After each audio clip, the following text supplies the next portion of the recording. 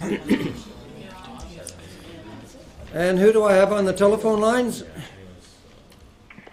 Wendy? Welcome, Trustee McPherson. Anyone else?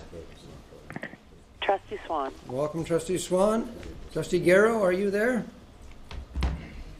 Later? Okay. So I'd like to call to order the regular meeting, May the 10th, 2017, and I'll ask us to stand for the singing of O Canada.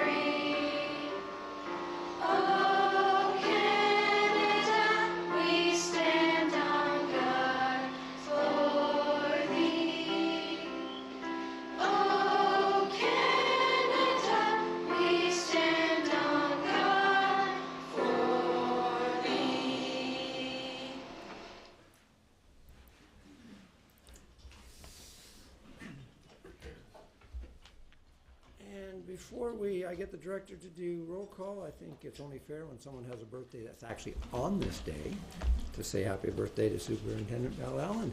And I'm not opposed to singing happy birthday again, but I think I'll spare the audience. Happy birthday. Director, can you do roll call, please? Thank you, Mr. Chair. Good evening, trustees. This is our roll call for 10 May 2017. Trustee Armour. Present. First Vice Chair Carpenter. Present. Trustee Cram. Present. Trustee Garrow. Trustee Wendy McPherson. Present. Trustee Bill McPherson. Present. Trustee McAllister. Present. Second Vice Chair McDonald. Present. Chair McMillan. Present. Trustee Richards. Present. Trustee Swan. Present. Student Trustee Grace Marr. Present. Thank you, Mr. Chair. Thank you. I need a motion that the Upper Canada District School Board approve consent agenda items 3.02 to 3.03. May the 10th, 2017, moved by Trustee McAllister, seconded by Trustee Karkner. I ask you to just cast your votes, please.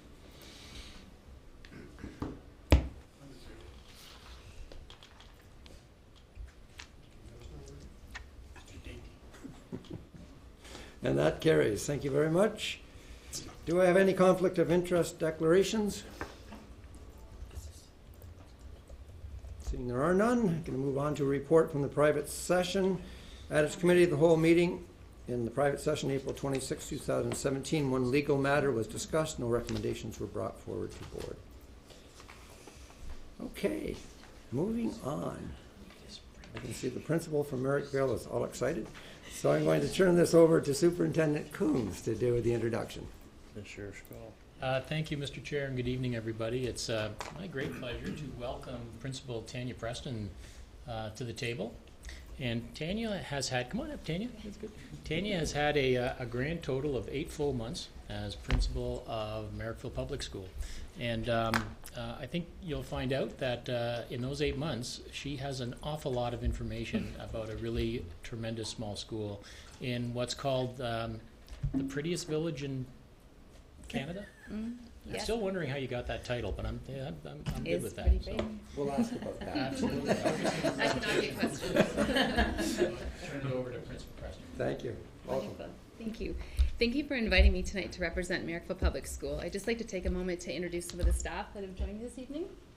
Carrie Green, one of our kindergarten teachers, Morgan McQuaid, grade 2, Kylie Howison, grade 1, and Crystal Robertson, our LRC. So I'd just like to thank them for coming tonight to represent our team. So I've had the pleasure, as Dave said, of being the principal of Merrickville for the last 8 months. and have enjoyed immersing myself in the school and community. I was fortunate enough to arrive at the school this fall in time to help participate in the momentous 50th anniversary celebration for the school, where I had the privilege of actually speaking to one of the original trustees who helped secure the votes and turn the vision to have a school built in Merrickville into a reality 50 years prior. This school has deservedly established a reputation of being a wonderful, place to learn and work. Merrickville's long-standing high performance on EQAO and respected reputation have caught the attention of families over the years who have specifically moved into the area so their children could attend Merrickville Public School. So a little bit about Merrickville. Merrickville is a K-6 regular program school, which has a fairly consistent population of 150 students and 15 staff. It is situated in the heart of historical Merrickville by the Rideau Canal, which lends itself to rich cultural and geographical learning opportunities. It is home to many artists who willingly share their expertise with our students and contribute to the dynamic arts culture within our school. In fact, the Merrickville Jazz Festival, which runs every summer, donated $1,000 this year to our music program to help enhance it, and we were able to purchase 15 ukuleles to start a ukulele program in our school. We have a very strong local partnership with our local library. It is an exemplary model of how a school and a library can work together for students. Mary Kate, our local librarian, not only visits our classrooms throughout the year to share resources, bring a story to life with musical or dramatical elements, but she also attends council meetings, sets up our book swap, and runs an after-school book club on Wednesdays that is heavily attended by our junior students. It is amazing to see a community library so embedded in the culture of a school.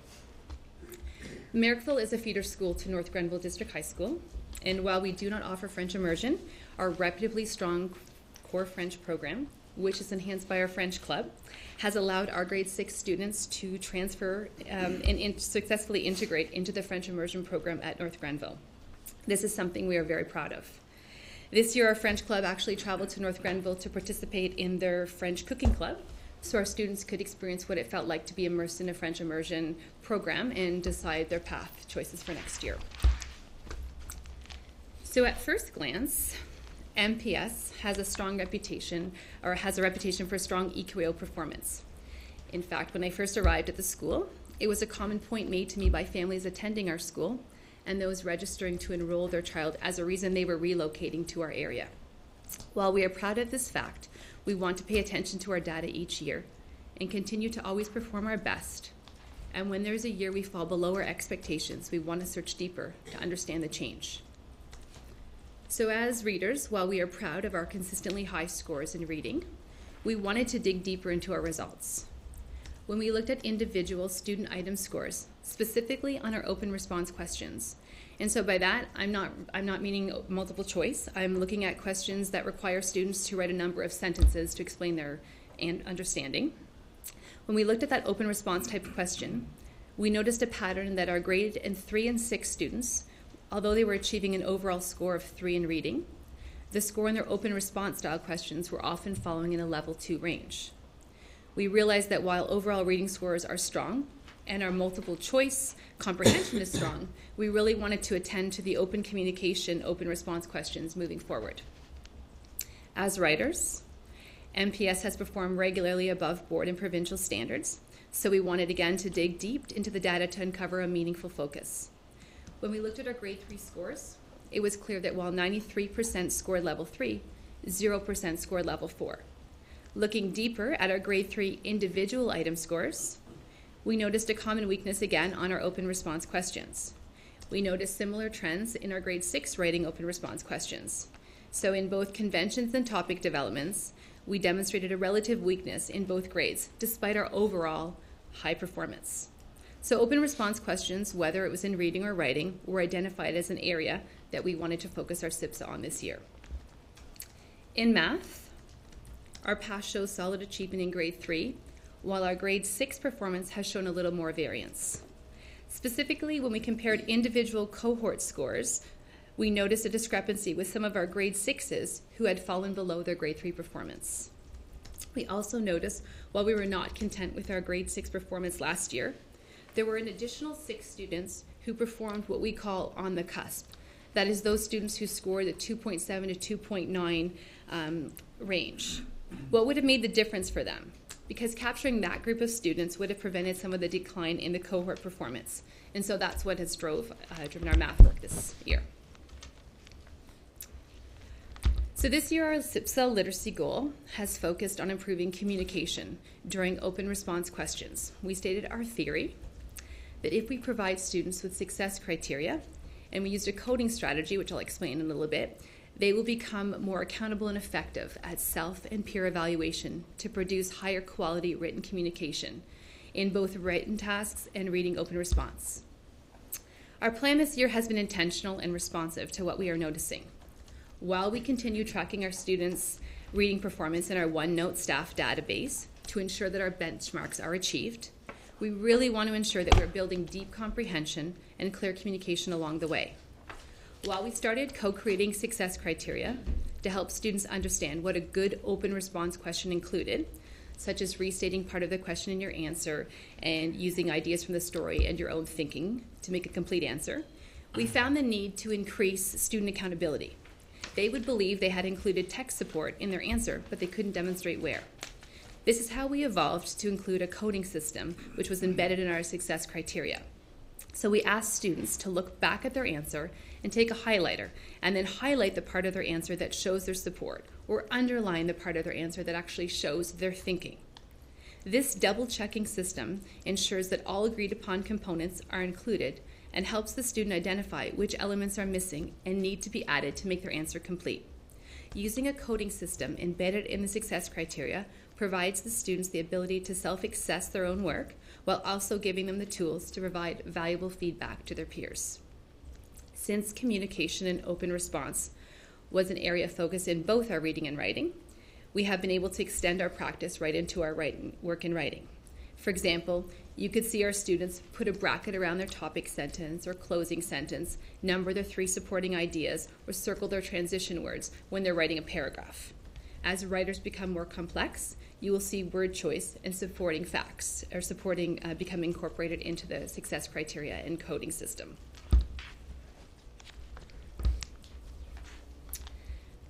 In math, that single question, what makes the difference for those students on the cusp that will keep them above the provincial standards rather than fall right below when they get to grade 6? Our theory this year has been that if students develop a stronger conceptual understanding of numbers, then they will be able to accurately solve problems and verify the reasonableness of their answer.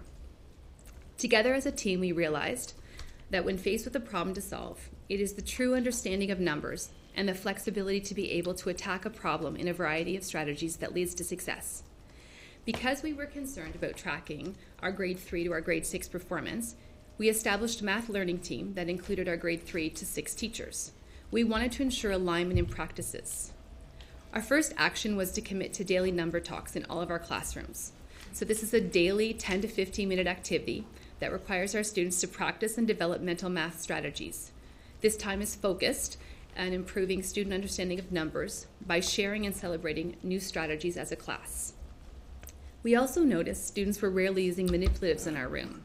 So we focused our resources to ensure that all of our classrooms had their own supply of manipulatives and designated a math manipulative area in each classroom for students. We wanted to encourage all the students to use the manipulatives, and we needed to take the time to show them how they could be used. Over the year, we have continually come back to the learning table, and this process has lent itself to the creation of our own staff success criteria of what does a good math culture classroom look like at MPS.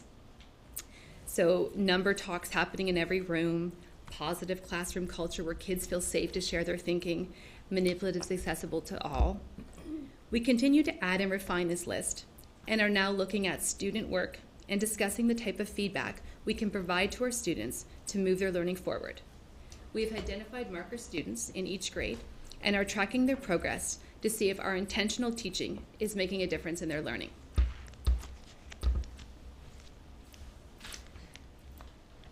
MPS has the advantage of having a very dedicated and active parent council. You may have heard of our annual turkey dinner that they host each year at our community center for all of our students and retired staff. Our parent council has worked closely with our school and community over the past few years to help raise funds for a new play structure. This year alone, we have run movie nights, pasta lunches, paint nights in the community, and most recently, our school partnered with our parent council for a dance-a-thon that happened to coincide with our Canada 150th celebration. We set a school goal of $5,000, which is pretty ambitious for a little school our size. But our students and community are committed to seeing this play structure become a reality in 2017. And together with their support, we raised almost $5,300 in a little over a week. That's the kind of community that Merrickville Public School belongs to. You may have noticed our MPS video of our Share Dance 2017 on Facebook that was taken during our dance-a-thon. This video has connected MPS Canada-wide with others participating in the Share Dance. It has been exciting for us to see how far we can reach. However, this isn't the only time this year that our little school has received attention. Back in the fall, MPS received worldwide attention during UPS's Wishes Delivered campaign, where one of our grade 1 students was fortunate enough to be selected to receive his very own mini cargo package delivery truck to help with our milk delivery in our school. We were proud that this opportunity allowed MPS to share worldwide the value of inclusionary settings and the importance of making learning meaningful for all. The staff at MPS are intentional in ensuring we provide great opportunities for our students and encourage healthy choices. MPS is a long-standing Equal Award winner. Our healthy snack program ensures that there are apples daily for our students to access. And each morning this year from October to the end of April, we introduced Box, which is building our kids for success. And it's a daily commitment to offer a fitness program each day at the start of the school to prepare our minds and bodies for learning.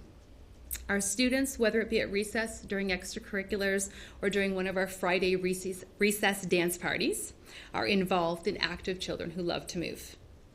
If you visit our school, you may notice students walking around wearing one of our Mustang Pride stickers.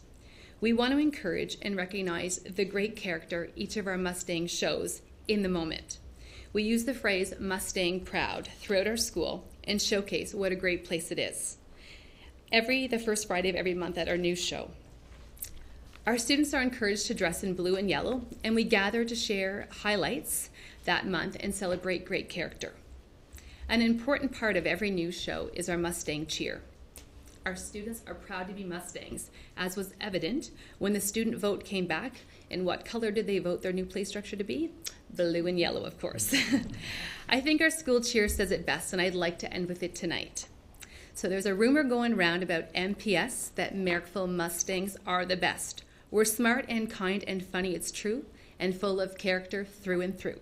So if you're in the halls of MPS, you'll see pride, achievement, and success. Go Mustangs.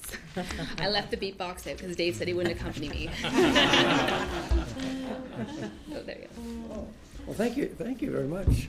I'm going to open it up for comments and questions, but I'm going to turn it over to Trustee Richards because I know she's very proud of what you're doing there. Yes, I'm very proud of Merrickville. In the heart, it's the jewel of Merrickville is the jewel of the Rideau Canal, and the school. Tanya, thank you for coming and sharing with all of us the great things that are happening there and the great learning that's happening.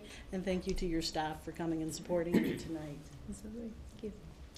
Thank you. Any other comments or questions? Trustee Cram. Congratulations, Mrs. Preston, at going to Merrickville. I know Merrickville's gain has been the loss in Ward 1, but Susan, it's good. Excellent presentation, and Merrickville's in good hands, evident by the staff behind you. Thank you. Okay, any other comments or questions? You mentioned the turkey dinner. I checked my emails. I didn't see anything in there other than you just mentioning it. I will make sure you're added to the list. I enjoy the. Was that a good enough hint? Was I subtle enough on that? You know, there's no question that you can see the pride that you have in the school and the pride that your staff has in the school, and obviously the pride the community has, and that comes from hard work.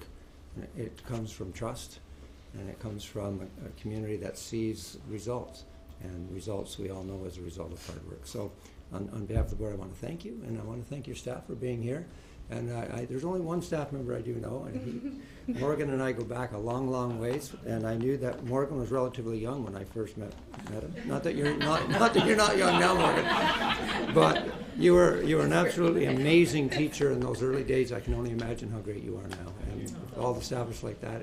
Wow. So thank you very much. Now the rule is, we've got a new rule here, that anyone that presents here has to stay around to the very end of the board.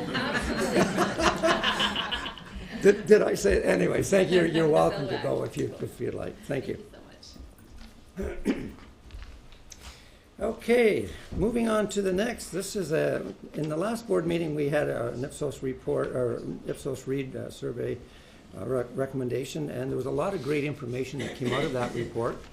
And what we're having tonight is just a continued discussion on that, just to further all of the great things that are happening. And I'm going to turn this over to Superintendent Coombs and Superintendent Edwards. Thank you very much, Mr. Chair. I'm going to lead off, if you don't mind. Good evening, everyone. Really, it was really kind of great timing. We didn't work it out this way, but it was great having Merrickville go just before this presentation. It's a perfect example. I was in the school last week, and we were walking the hallways, and I was chatting with Tanya regarding her presentation tonight. And you know, if you really want an example of when a staff gets together and really focuses on the well-being of the students, you get great results. Not just academically, but you also get great results from a community standpoint. So really pleased to follow that presentation. So we are here tonight, and we're going to follow up on our presentation from last week. Tonight we're going to specifically talk about staff and how we support staff and engage staff to help them engage students and increase both learning and, of course, student well-being. We engage staff in a variety of different ways, and these are some of the models that we follow. Certainly our learning and leading and learning modules, our LLMAs, are one method in discussing issues as it pertains to both learning and student well-being.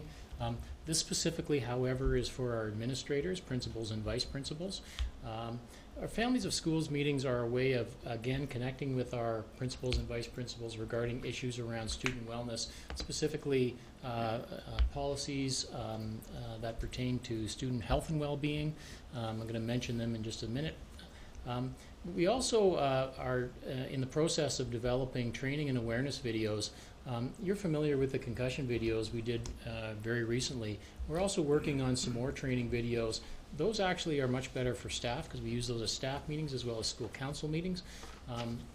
We also, of course, do staff meeting training, and we provide our principals with common messaging so that they can engage the staff at that level. We provide a Safe Schools newsletter that goes out to our entire staff, as well as professional development opportunities. For example, we have an upcoming PA Day, and we're going to talk a little bit about some of the training that we're doing with staff there.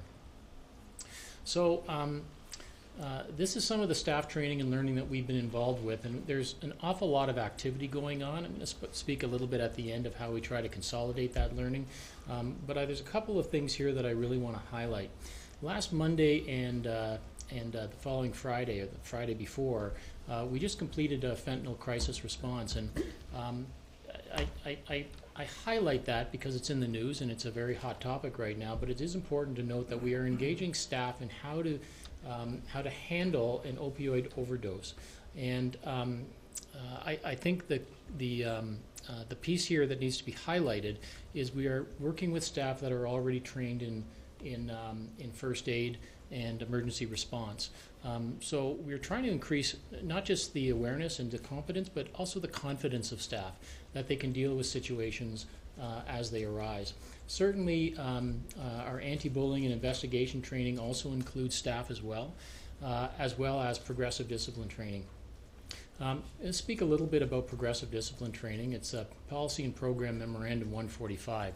The reason I want to highlight that is because it's actually an area of need. One of the things we've identified throughout this year is that an understanding of what exactly progressive discipline means in the school. I think there's a basic awareness, but there's not a depth of awareness. That's certainly an area that we're going to continue to probe deeply on. Certainly emergency procedure training, safe arrival protocol. We work directly with staff in making sure that they understand that protocol, that they know how to handle emergency. An example of this would have been a recent PA day where we provided training to our office administrators regarding safe arrival. That was a real cause for concern for our administrators, our school office administrators. You remember perhaps a couple of years ago when I came here and we talked about an incident where a 4-year-old was left on the bus. I think that was really board-wide. Everybody took that to heart and did not want that happening on their watch. And so we've directly involved staff in ongoing training in that as well. Certainly the student health training, concussion, asthma, anaphylactic response, that's been really important to make sure that not just our principals and vice principals are aware of that, but that our staff members are aware that when a child goes into anaphylactic shock, or the fact that a child is allowed to carry their breathalyzer with them, it's really important. Sorry, not breathalyzer. That's a different kind of training. It is prom coming up. I was going to stick prom training in there. Yeah. Inhaler, is that what I'm talking about? Happy Thank you, sorry. What am I talking about? Yes, concussion training I think is really important. Those videos which we talked about, we really got great feedback from the parent community, but also from staff, and all our principals showed those at staff meetings, and I think it was important to get the staff response to understand that it's okay to pull a child out if you're coaching a team, or if you notice them in a classroom, or if they fall. And I think I've reported this before, 85% of our concussion incidents that get reported are elementary school students who fall on the playground. So that's been really important as well. One of the things we are rolling out, and I don't have a clip tonight, but I can bring that at a future date, we've actually produced a fentanyl awareness video. It's an Upper Canada video, and that first video will be coming out fairly soon. And that's actually talking to teachers and to students about the fentanyl crisis, what they know about it, and how to respond to it. So we're excited about where that's going as well. I'll talk a little bit more about where we're going in a second, but I'm going to turn it over now to my colleague, Susan. Thank you, Superintendent Coombs. Yes, I'm going to talk a little bit about some opportunities for enabling student wellness, and specifically the staff training as well. With regards to the fentanyl response that Superintendent Coombs spoke about, we also had a training session for 7 to 12 teachers on drug prevention. What is, as educators, what can they do with in their classrooms and within the HP, the health and phys ed curriculum, and what can they do within their classes? So we had our 7 to 12 teachers trained on that. Twice a year, we offer 2 to 3 times a year. We offer assist training. This is specified training for applied suicide intervention. We have in our 7 to 12 schools, we have 2 assist staff members trained in assist, plus an administrator. And all of our K to 6 schools, we have an administrator, and in most of them, we also have an administrator and 1 other staff member. So in all of our schools in Upper Canada, we have trained staff in assist training for suicide intervention. And overall, as a board, we have over 370 staff trained with this. So we are now in the stage of also offering, in addition to the twice a year, we're also offering refreshers to keep, because some of our staff were trained 3 years ago. So how do we keep updating them? And some of those are done through Link. Supporting staff to support students, our BMS training, our mental health training. We hold days for our training, and our student support partners are very much involved with this, of working directly with our teachers. This year we've really focused in on the early years, the K to 3, in self-regulation and working with resiliency training with them. Coping, stress, anxiety has been a real focus for supporting our staff to support students. And one of the things that we put out about every 6 weeks is something called Wellness Moments. And the focus of that is not only is helping our staff support themselves and support the students, on feelings of connectedness, feelings of joy, feeling engagement with learning. And the wellness moments are a series of exercises that we share with our principals, and our principals often will go through this at a staff meeting. They don't take long, they take 2 to 3 minutes, some take a little bit longer, and they're exercises that teachers can do within their classroom, whether they're in the primary, junior, or secondary schools. Supporting Minds is a ministry document, and we work with, we're on training over 100 elementary teachers as well as over 100 secondary staff on the mental health, on the Supporting Minds, on helping to create mentally healthy classrooms.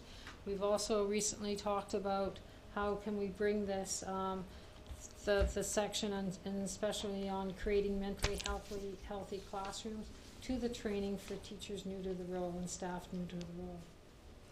Our community suicide prevention, intervention, and risk review protocol is multi-tiered. We have a multi-tiered training plan. All of our staff are trained at the awareness level. That goes out right at the start of September. It is something, there are videos that accompany that, and it is something that principals ensure that all staff members have the awareness level. There are, as we go through, there's also a literacy level for some staff to be trained in and assist in terms of the safety planning and use of forms of assessment.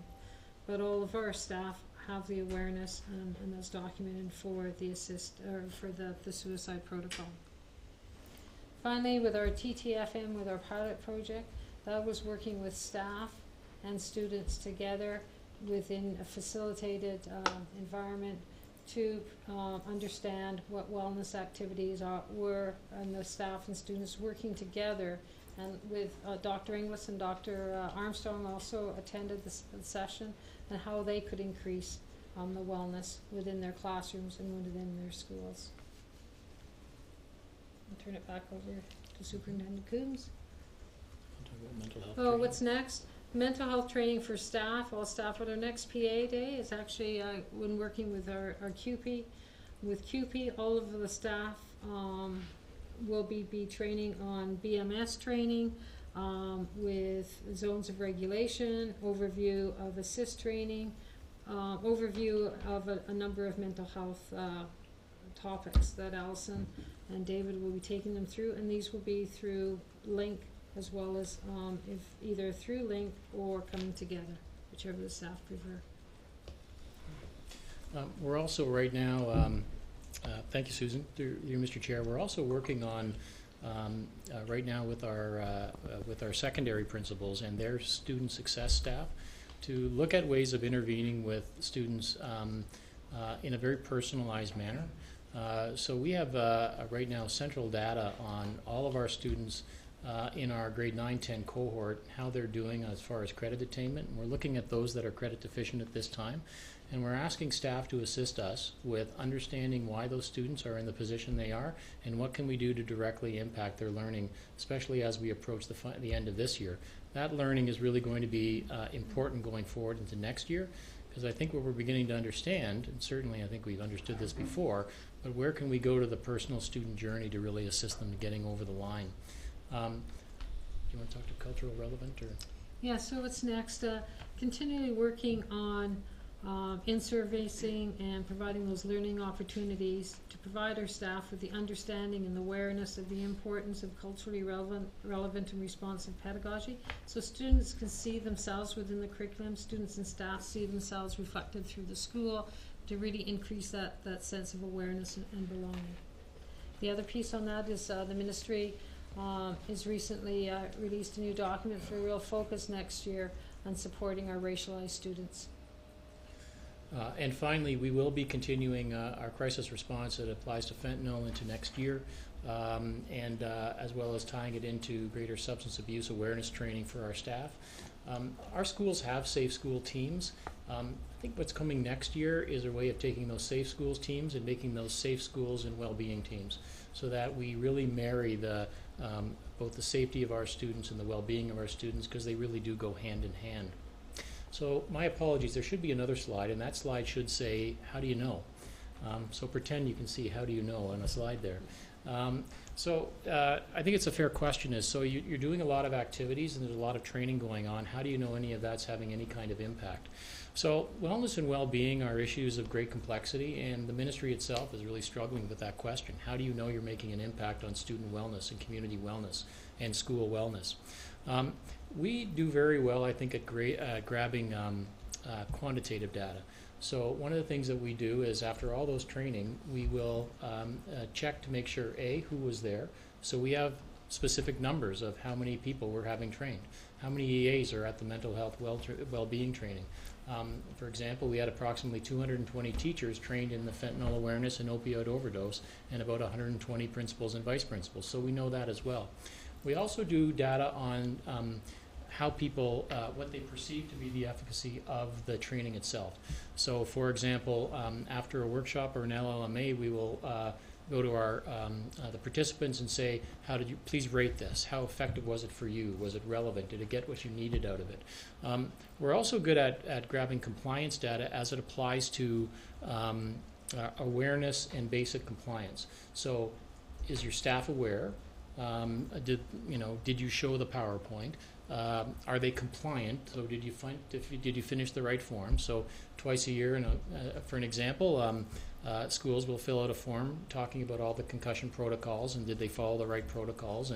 And I'll ask principals from time to time, how do you feel? How aware do you feel your staff are about this? What we don't do well is the quantitative data. So the question would be, how does staff feel after a time? Do they feel more efficacy and more capacity in dealing with student wellness issues? That we haven't done that well. That's one of our next steps, is we really need to get down to, okay, the training was this. The training was good, the training was okay. But a month or two later, did that training impact upon how you feel about or what you believe to be your capacity to deal with student wellness issues? And that's where I feel the next step is for us. And so certainly a kind of a move away from just awareness and compliance to what's the efficacy of it. And that's it, Mr. Chair. I'll be happy to take any questions. Thank you very much. I'll open it up to comments or questions. Trustee Cartner. Through you, Chair. Thank you, Superintendent Coons and Edward. I'm wondering about the fentanyl video that you've made. Is it on the website yet? Through you, Mr. Chair, not yet. It will be available. It's available right now. It just hasn't been posted yet. Derek Castleman's told me there's 3 more videos coming, and he's in the process of gathering those. The current video, and again, I apologize, I don't have it here to show you a clip, is a lot of students and talking with teachers, and it's a great first step in increasing awareness there. Thank you. Thank you. Trustee Armour. Through you, Chair. I enjoyed that presentation. Thank you. Just a quick question. So a lot of this is kind of top down. How do you ensure that voices from our staff are getting to you guys to, come up with ideas on how we address the health of our students? Through you, Mr. Chair, it's a great question. One of the things that we've done in the past is school surveys called school culture scans. School culture scans gives us those kind of feedback and how they, again, what they believe their capacity is, and from that there should be that returned information coming back saying, and this is how we can go next. It's kind of like whenever you do a survey is great, and it's great to get that kind of knowledge, but what you do with that information really becomes the next step.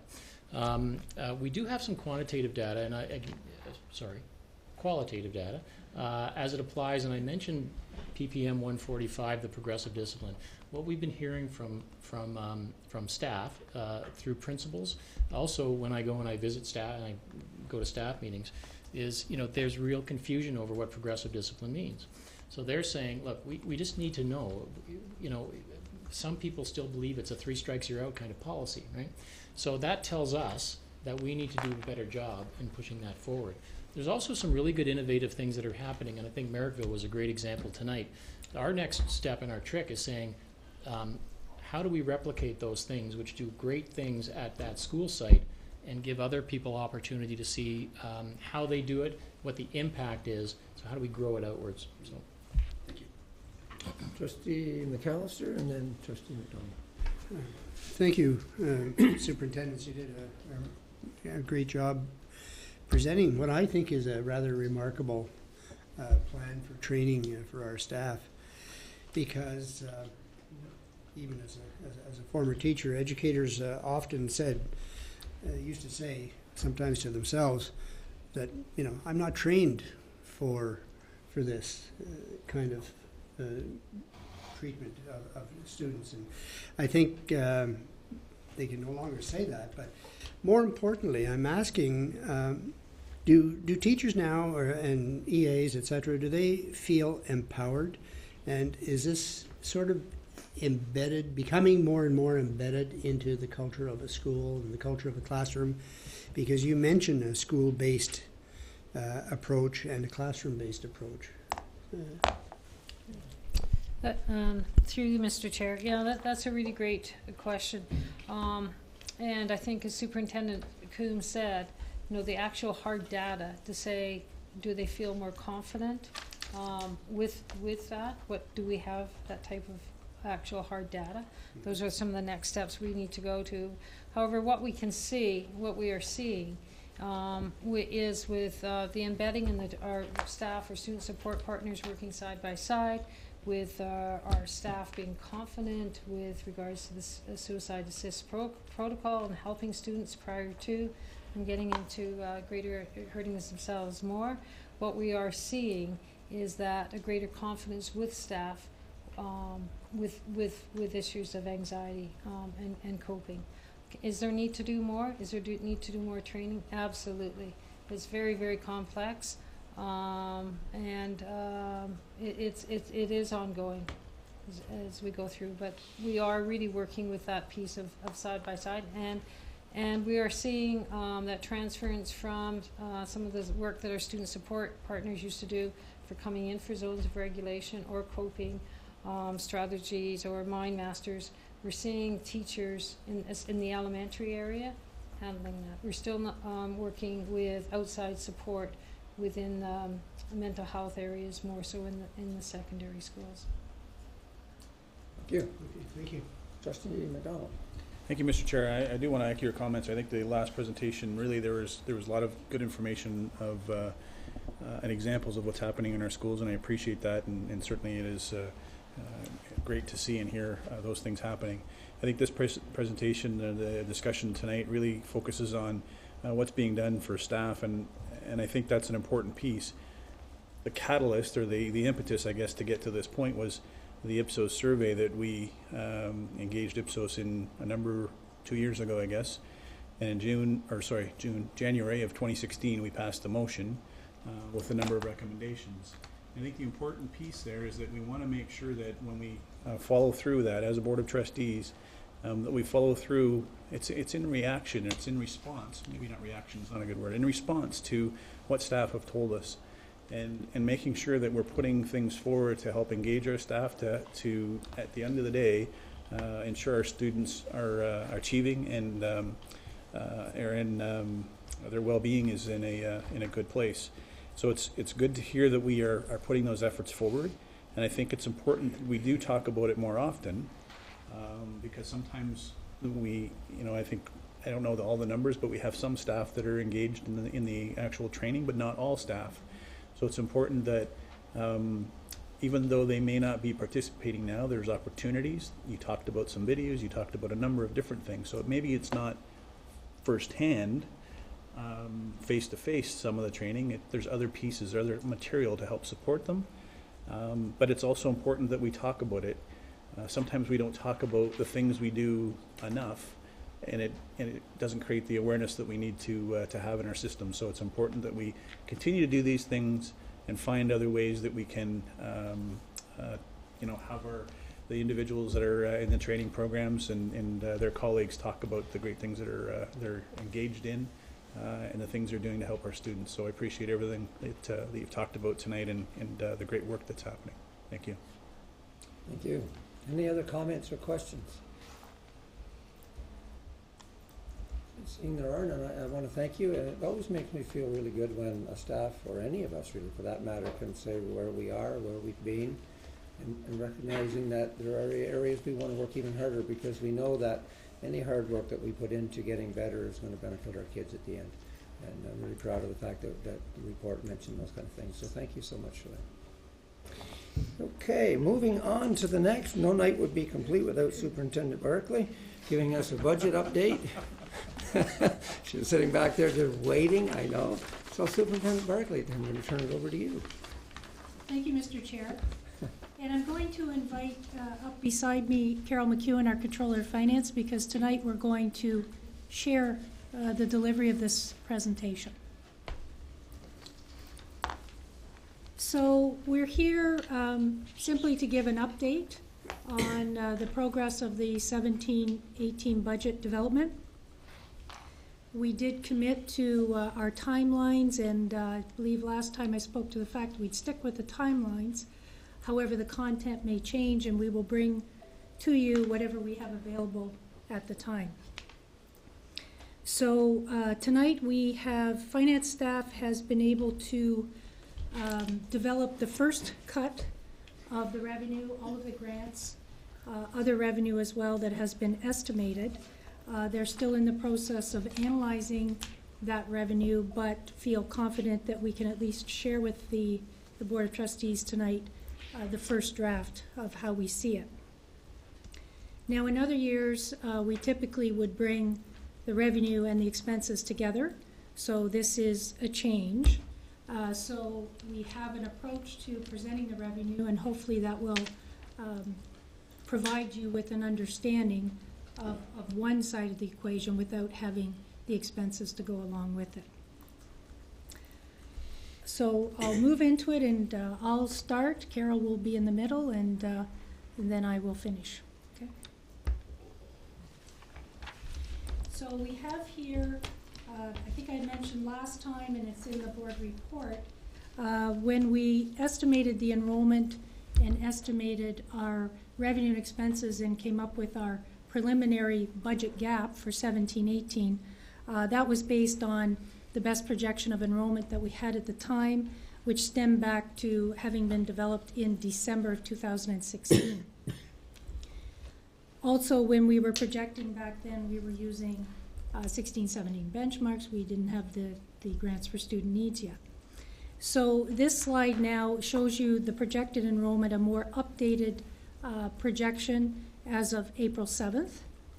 And this is the enrollment then that has been used to calculate the revenue. So you will see here, which won't be a surprise, a projected decrease in our secondary day school enrollment. So you'll see the demographic impact in our secondary panel. However, with a slight projected increase in our elementary day school ADE. Now, I should note here that we're now starting into, I guess you'd call them the official budget presentations, at which time we compare back to the original budget at the in 16-17, so in our current year, and we look at that in comparison to what we're projecting for the upcoming year. So in this case, you will see that we are projecting a decrease of 144 ADE versus our original projections for 16-17. This next page is a high-level summary of our view presently of the operating revenue. So here we're focusing on the larger chunk of the budget, which is the operating revenue. You will see in the first row GSN grant allocations. So those have been calculated using the ministry forms that have started to behave better than they did in the beginning. So we're able to generate the revenue. So you will see there that this would say that there would be an anticipated increase of $7.4 million in our revenue for 17-18 versus 16-17. In the non-GSN grant revenue, so that includes our EPOs, it includes our related parties and all kinds of other revenue, you see a slight projected increase from 16-17, $400,000. And then, of course, we have our deferred capital contributions because of how the accounting works now. And that's an estimate based on what we believe our depreciation expense will be for 17-18, which of course is based on an estimate of what will be our assets. So it includes what we anticipate building or acquiring and putting into service. So I would say the biggest thing that most likely jumps out here is we see an increase of $9.4 million, which is a large number. It's significant, but this is where showing just the revenue side can be misleading or can misguide people. So this is where we're going to make an attempt, and Carol's going to do the next few slides to put that into perspective. Okay. So thank you. As Superintendent Barclay alluded to, the approach that we're going to take this year with the review of the revenue differences in 17-18 compared to the 16-17 original estimates is different compared to what you've traditionally seen, partially because the increase in revenue is so significant, and also because it has some uncommon and significant components. We're going to review the changes from what we're calling the ministry perspective, or a macro perspective, a macro level view of the changes in our ministry grants and other revenue at a board-wide system level. Then we'll review the impact of the revenue changes from what we're calling the management perspective. This is a micro level view of the impact of the revenue changes within our board, including any resulting material pressures on specific departments or specific areas of the board. It's our hope that this approach will provide you with a more in-depth understanding of the fluctuations in the board's budgeted revenue and the impacts that it has on our operations. So starting with the ministry or the macro perspective, we've grouped the variances, because of the significant amount of the change this year, we've grouped the variances into two different categories for the ministry perspective. The first one is this slide. It's the pre-allocated group. These are allocations for which offsetting expenses will be incurred that we know of today. These amounts are either ministry prescribed or intended for a specific use within the board, and thus are not available to support other areas or initiatives within our budget. Many of you may already be aware of the 2-year labor contract extension agreements recently negotiated between the unions, OPSPA, and the Crown. The first 3 items on this list came out of those agreements. So the largest being the first one, the salary grid increases. This represents the negotiated 1.5% increase in our grid rates effective September 1st, 2017 for unionized and other non-unionized staff. The second line is the professional development lump sum payments. This represents the 0.5% or 0.5% lump sum payment negotiated for unionized and other non-unionized staff. This payment is in recognition of potential expenses for professional development supplies or equipment or for other professional expenses. And the third line is the Employee Life and Health Trust. This funding is to cover anticipated 4% increases in our benefit premiums negotiated within the OSSTF and the CUPE extension agreements.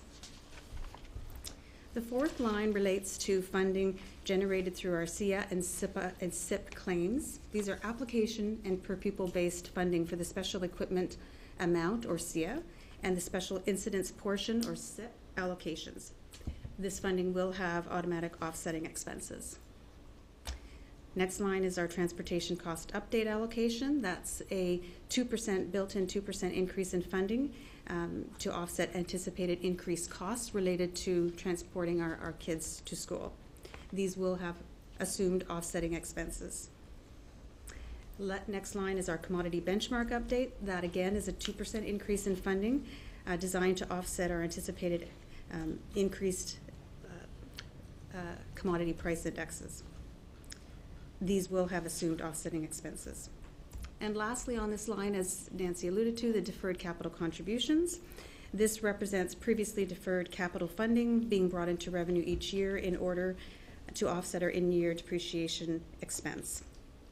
This is an accounting principle that simply matches our revenue to its associated expenses in the same accounting period. So I'll remind you again, these funds that we've just reviewed have been pre-allocated or committed and are not available to offset other budget pressures or initiatives within the board. Overall, this pre-allocated revenue accounts for 9.6 million of the projected gross revenue change of 9.4. Therefore, the balance, which accounts for a net reduction of approximately 200,000 in revenue, is detailed on the next slide. So this is the second grouping of our ministry or macro perspective, and it's called our unallocated or other group. These are revenue changes for which offsetting expenses, or in some cases required expense restraints, aren't totally prescribed and for which strategy and decisions are required in order to manage these changes. So the first one you'll see is by far the largest. This is a new grant in the 17-18 year, and it also came out of the 2-year extension agreements negotiated between the unions, OPSPA, and the Crown. This funding is made up of 5 initiatives designed to address a range of local education priorities, including special education staffing to support children in need, support for at-risk students, and adult education. This funding is currently being reviewed by board staff, which is why it's been reflected in this category. The next line, our enrollment decline impact. So this represents the board-wide budget impact of the projected decline in enrollment in 17-18 versus 16-17. This reduction in funding is impacting multiple areas within the budget, including the school operations, special education, pupil foundation, and teacher CUNY grants. The next line is our differentiated special education needs amount, or our DSENA. You'll know this as being formally known as the high needs amount. 17-18 represents the final year of the 4-year phase-in of the new funding model of the DSENA. The next line is our school operations top-up. So this is not our entire school operations funding, this is just a top-up component of it. 17-18 also represents the final year of the 3-year phase-in of the School Board Efficiencies and Modernization Initiative, or the SBEM, which introduced changes to the calculation of the top-up funding, particularly the qualifying criteria. Next line is our Indigenous Studies credits. The increase in this funding relates primarily to an increase of over 1,100 Indigenous Studies credits, which are projected for the 17-18 year, compared to the number of credits originally projected for the 16-17 year. And lastly, we have the infamous other category, which represents the net results of various other grants and revenue experiencing changes, both favorable and unfavorable. So the result of this combined group, is a reduction of approximately 200,000, combined with the pre-allocated group we discussed on the previous slide, brings us to the overall net revenue change of $9.4 million. Next, we'll look at the second view that I mentioned earlier. This is the management perspective. So this top section is just, again, calculating the 2 areas of our revenue change, the 9.4 made up of the 9.6 and the -2. This view takes us away from looking at our revenue changes from a funding source perspective at a system-wide level to examining the specific areas of the organization that will be most significantly impacted by the unallocated net change of 200,000. While this amount may not appear significant at first glance, you will see that it's made up of some very significant increases and decreases in funding. The bottom section is the breakdown of that net -200,000. So again, that first line of the extension agreements, the local priority initiatives, 3.3 million, big positive, which is offsetting the remaining 3 reductions in funding, currently being reviewed by staff. Next area, a specific area within our board that is being specifically impacted by this net $200,000 reduction would be our special education area. The special education grant is what's commonly known as enveloped or sweatered. This means that the allocations within this grant may only be used for special education. In fact, any unspent funding must be treated as deferred revenue for use in special education in the future. In the case of a year like this one, where we're seeing a decrease in our revenue, the only method by which we can deal with a reduction in this funding is by either generating reductions in expenses and or subsidization by other revenue within the board's budget. The third line, school operations and maintenance, as opposed to the school ops line on the previous page, this line does represent the entire school operations and maintenance funding. While the school operations allocation is not enveloped in the same way as a special education grant is, our board's historical practice has been to limit the available budget for school ops and maintenance to the amount of the available funding. In other words, the facilities department manages expenses within the available funding. The effects of the projected enrollment decline, the final year of the SBEM phase-in, and the loss of the enhanced top-up funding related to the approved September 2017 school closures are the primary drivers for this funding reduction. And then lastly, we have the balance, which represents the combined net impact of the remaining revenue changes, for which the balance of the board budget will be required to accommodate. The decline in enrollment represents the largest contributor to this loss of funding. For example, the Pupil Foundation grant, which funds our teachers, would have been negatively impacted. So those 4 lines, you'll see are significant numbers going both directions, net to our loss of $200,000.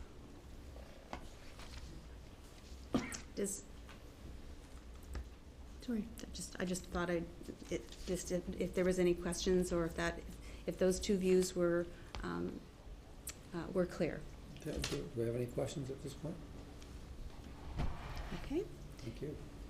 Moving on to the last slide that I'll be presenting to you is an update on the 17-18 EPO grants that was presented to you in the April 26th GSN and Budget Information Report. These EPO grants have been updated to include the bottom 2 sections. So the middle section shows the Kids Gotta Move Autism Spectrum Disorder Grant, EPO grant, along with the Supporting Students with Autism Spectrum Disorder EPO grant. These 2 grants were in fact announced mid-year through mid-year in the 16-17 year as 2-year EPO grants. So we just wanted to put those back up on the slides so that they remained on your radar, that they are in-year EPO grants in 17-18. And lastly, 2 new teacher learning and leadership EPO grants were announced on May 1st of 2017, totaling $43,000, bringing our total EPO grants for 17-18 at this point to be approximately $1.7 million.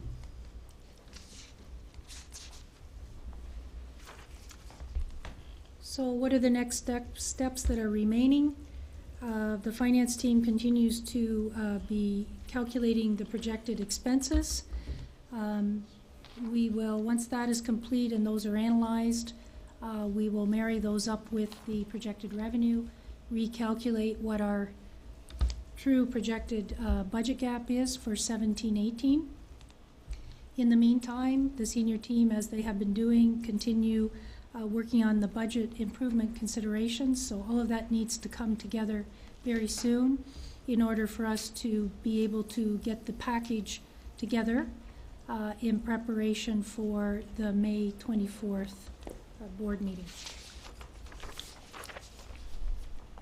Just a little refresh on the timelines. I won't read them all, but I will let you know that since I was here April 26th, May 2nd, we took an excerpt from what was presented to the board on April 26th, the special education related items, and shared that information with SEAC on May 2nd.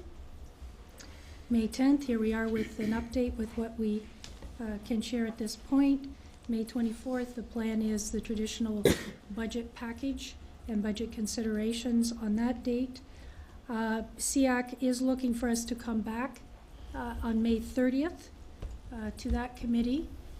So that again will be the spec ed portion of the May 24th presentation for that committee. And then we will come back again June 7th with the proposed budget for approval. So that's what we have done to date and what we are able to share with trustees as of this point. I'm ever glad we have level 4 math students doing this work for us. Thank you. Are there any comments or questions? Trustee Karkner. Just for, through you, Chair. Trustee Barkley, or, there we go again, giving you another raise. Superintendent Barkley. I'll put that in the budget. Okay.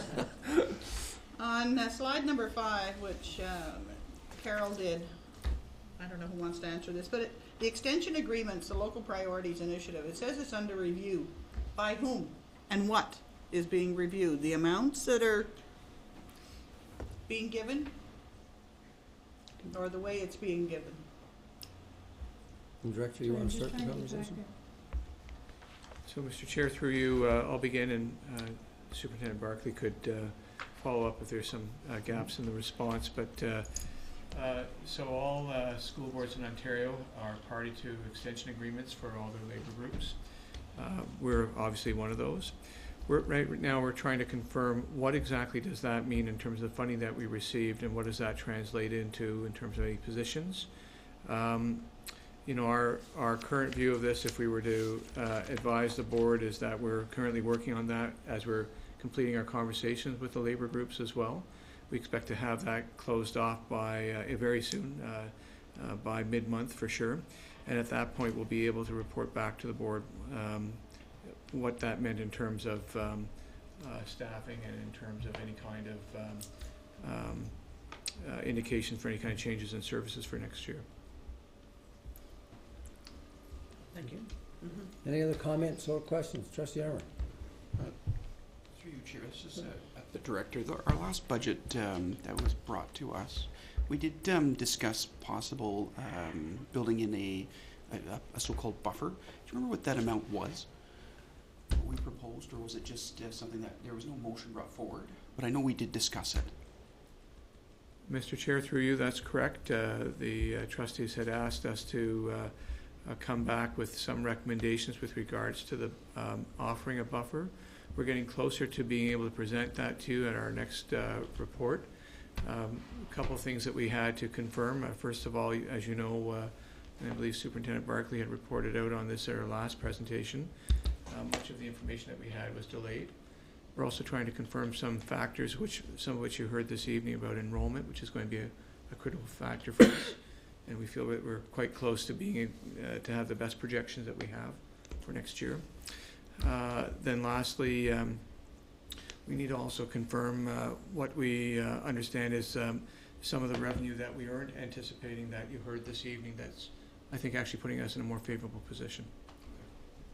Okay. Trustee McDonald. Thank you. Can we go to slide 4 for a second, please? So my question, and I want to just make sure that I get this in plain English. So what this shows is that we are receiving $9.6 million increase in our budget based on funding from the ministry. Is that correct? Correct. Categorized as intended to be spent for a specific purpose. But you hit my butt, exactly. So the butt is intended to be used for a specific purpose. What does that mean? Does that mean that it's all going to salaries? Does that mean that it's specifically directed to be spent on a direct expense line as the ministry has indicated? Essentially, it's $9.6 million that is flowing through our accounting system to go back out right away. We don't have the benefit of having $9.6 million extra to do something different with. You want to start it directly? Mr. Chair, through you, that's exactly the situation. It's not a windfall for the board. We haven't found newfound dollars to create opportunity for our students that would equate to $9.6 million worth of service. The presentation tonight was to, I think, flag for the board that you'll hear that we have an increase in revenue in this instance, but it's so tightly sweatered to some commitments that would not allow the board to have the discretion to go to some other places that we think would be desirable. I'll ask Superintendent Barkley to comment further. Yeah, I would just, through you, Chair, segregate this a little further. I would say the first 3 rows are really cash in and cash out. We absolutely must bring that money in, and we must send it out in for a specific purpose. I would say the C and the SIP, both based upon application, so we applied for the money, so we're expected to spend it for that purpose. The reason the transportation and the commodity benchmark increases are there is because the wording in the GSNs is that those are for anticipated cost increases. So that is why we have them in this category. The deferred capital contributions is really an accounting requirement that where we need to match, bring it into revenue and match it with whatever depreciation expense. So that was the reasoning behind the grouping. Thank you. And just before you go further, I think that's an important point. If you were to turn the television off at this point, it'd be very misleading. So I think it's a good point that we got cleared up. You have another question, and then we'll go to Trustee McAllister. Yeah. And that was part of my comment. I think it's important that we identify what the allocation piece means, because unfortunately, many people aren't here, and many media watch this and report only on a specific number, and I think that's important for us to highlight. Now, if we go to slide 5, again is a little different because it's the operating revenue, and now we're showing the gross revenue change of 9.4 million. But again, that we're coming back to that 9.4 million is not in addition to the 9.6. It's part of the 9.4, or sorry, the 9.6. But we're showing that we have a decrease in other areas of funding to the board. Right. Okay. So through you, Chair, if I may, I'm just going to go back to this slide. The total revenue increase is 9.4. Just that's the number we're coming back to. And yes, the way you described it is accurate. So then at the end there at the bottom of slide 5, we come back to the 9.4. Thank you. Trustee McAllister. Thank you. I have a question with regard to slide 10. And I just want some clarification. Is this new money, or is this included in the 9.6? That's my first question. Sorry, slide 10? 10. Autism supports and training, etc. The EPOs. Oh, the EPOs. 7. Oh, I have it as 10 here. I'm Okay. sorry. Sorry, slide 7. Yeah, that's the one. So the EPO grants. Through you, Chair, I may need a little help from my friends. Some of these are new and some are continuing. I would say the bulk are continuing. If you go back a couple of slides. Okay. One more. Another. We got too much animation here. One more. Another. There. Yeah. So do you want me to answer? Sure. So through you, Chair, the second line on the revenue change, the non-GSN grant revenue, that's where those EPO grants are reflected in that 21.9 million. So the bulk of the increase in the funding on that line, the 400,000, relates to the differences in our EPO grants that we know of today compared to what we knew at the same time when we struck our 16-17 original estimates. Yep. Yeah, I'm still a little confused about that. If in fact the non-GSN grant revenue is an increase of 400,000, where does the 1.4 million come in? The 1.4, through you, Chair, the 1.4 million is in the 21.9, but there were also some EPO grants in that 21.5 in 16-17. So that's not totally new dollars in 17-18. One more here. Maybe I'm grasping at straws, but with regard to, back to slide 7 if I could, or whatever it was.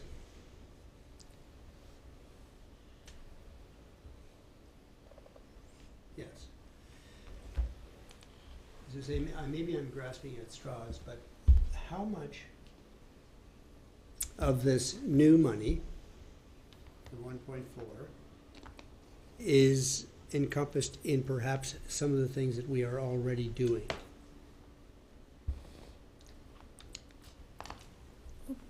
Through you, Chair.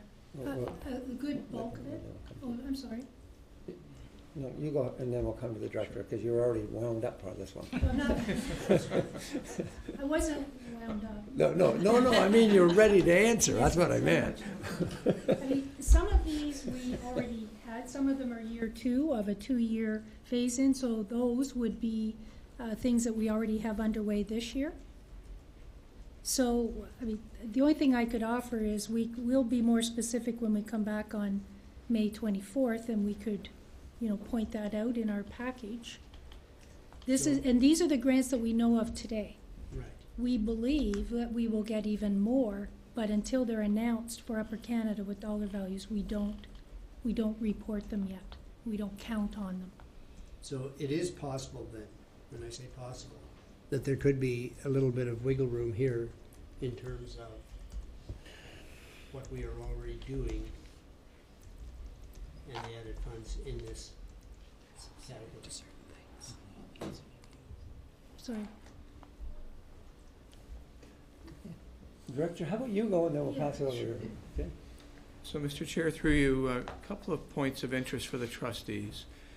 In that top third of the screen from the 1.451 million up, the most recent initiatives that are there would have come out during the 16-17 year around the revised math strategy and the autism supports and training and autism support transition.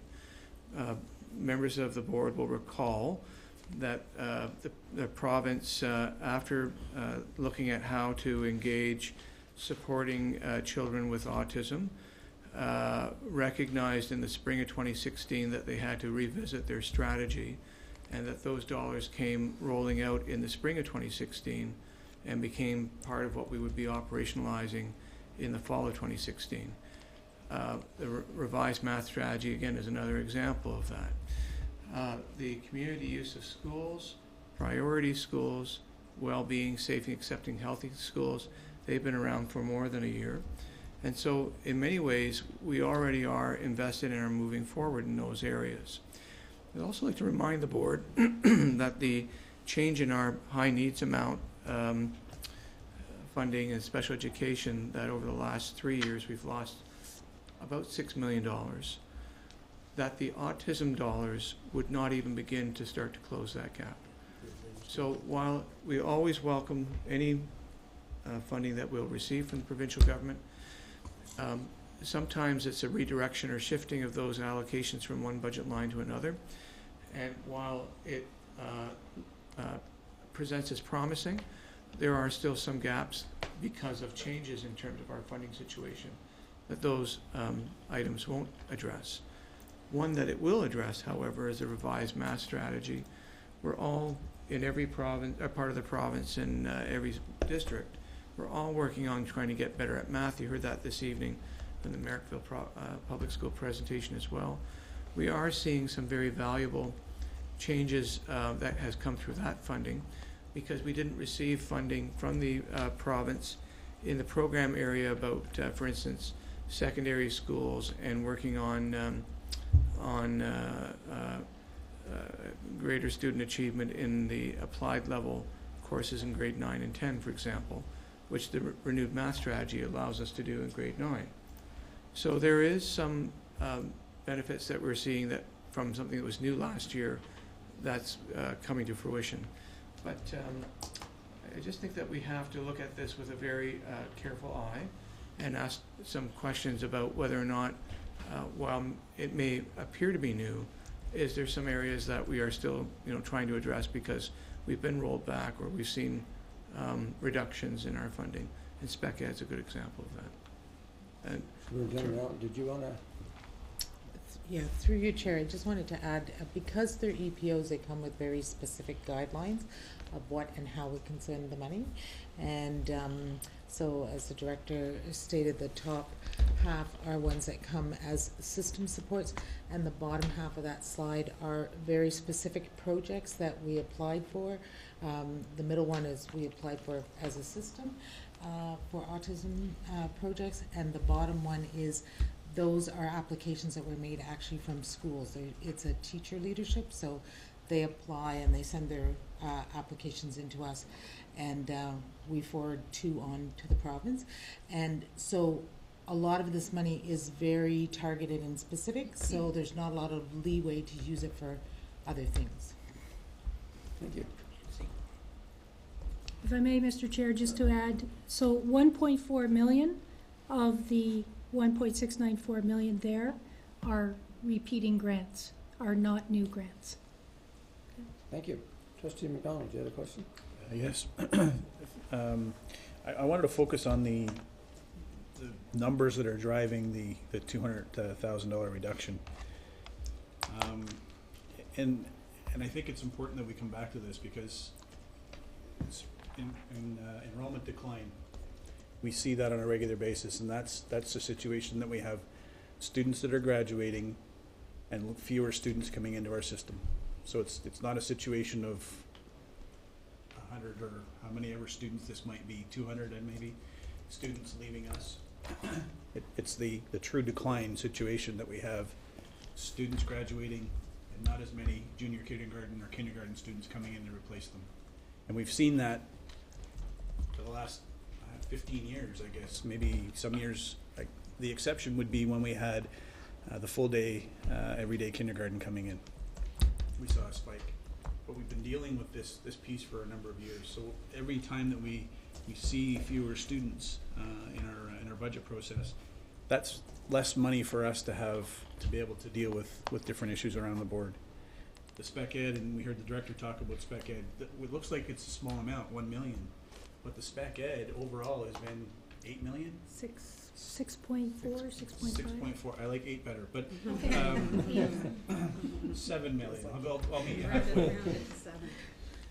And so we're seeing the tail end of this, but what we've had to do is we make adjustments in previous years to do with less and spend less because we have less revenue for that. So yeah, it looks like a small amount this year, but those impacts were felt in the last 2 years to be able to get our spending in line with the funds that were being reduced on the high needs or now the differentiated amount.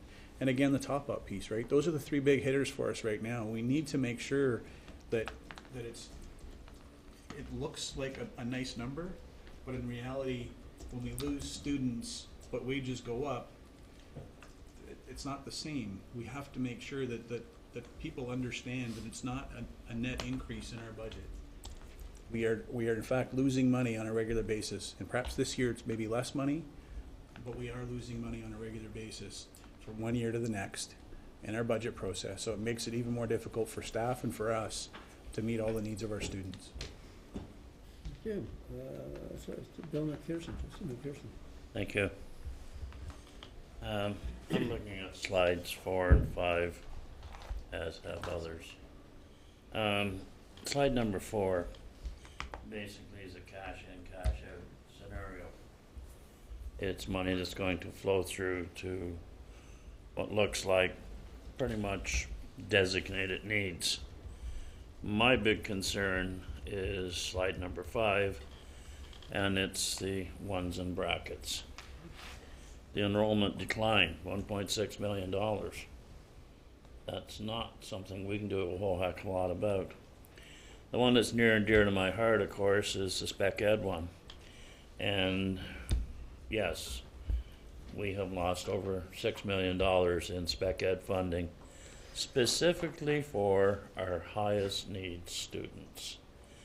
And historically, we have offset that with tweaks and twerks and robbing from Peter to pay Paul. But it would be my hope that this budget is flexible enough, or still has some flex in it, that we can offset that cut again. I also will repeat myself from the last meeting that most of the reserve that we set aside last year, the 900 and some thousand, actually went to high needs support by hiring EAs where they were needed as identified through emerging needs. So we're not talking just $1 million. We're probably talking close to $2 million just to maintain the level of service that we have enjoyed despite the cuts that we have received over the last 4 years. And hopefully, this is the last year of those reductions. And then we go down a little bit further, and of course we see a reduction in our ability to maintain schools. And I guess it's more of a comment than a question, so if you want to put it through the chair, fine. Not, just I got my opinion across. Thank you very much. Trustee Karkner. Through you, Chair, I just need something to be straightened out in my mind here. I'm not a mathematician, I'll admit that, so hopefully you can help me. I noticed on slide 2 that you're telling us we have 144 less bodies that we're being funded for. Am I saying that right? Okay, on slide 3, we are receiving 7.4 million more. Why? Is it because of the salary increases that are being given to the employee groups? Okay. Through you, Chair. So if we go to slide 4, yes, there are amounts that are coming in that are not related to the enrollment decline. So the negotiated salary increases, the professional development, the money that simply is going to flow through the board and back out to the employee life and health trusts. The enrollment decline impacts the grants that are dependent upon that enrollment in the calculation. And not 100% of the grants are dependent on enrollment. There are other factors in some of the grants, such as table amounts, criteria related to distances for top-up, that kind of thing. So yes, there are many pieces of revenue in this particular 17-18 projection that do not connect directly with that enrollment decline. I was hoping you were, may I? I was hoping you were going to say that the grants for the students that we have had gone up to make up the difference, but I know that's not what you said. Wishful thinking. Right? Wishful thinking again. Thank you. Any other comments or questions? Well, thank you very much. Carol, thank you. Michael, I know you're a big part of this. Thank you very much. Okay, moving forward. Superintendent Hobbs, branding, Upper Canada. I was kind of hoping I'd be promoted to trustee too, but no, it's not your lucky night. Wait, I'll ask a question, just wait. I don't doubt it, Madam Vice. Branding UCDSB, just like the cat that keeps coming back for a saucer of milk, we're back again for the second time this year. I'm pleased to talk about this initiative and the progress we made. So, as trustees will recall, we came back to board in the fall time frame to talk about some of the initiatives we've sort of modestly been taking to pick away at this initiative, which really is a much larger issue, but we've been sort of picking away, trying to do some things systematically and consolidate some of our assets. So trustees will recall, going back to a couple of years ago, I think we had a gentleman from an agency come in and talk to us a little bit about branding. And one of the remarks that he made was that a brand is not just, again, an image or a logo. It's a set of expectations, memories, stories, relationships that, taken together, account for a consumer's decision to choose us versus someone else. So definitely much more than an image.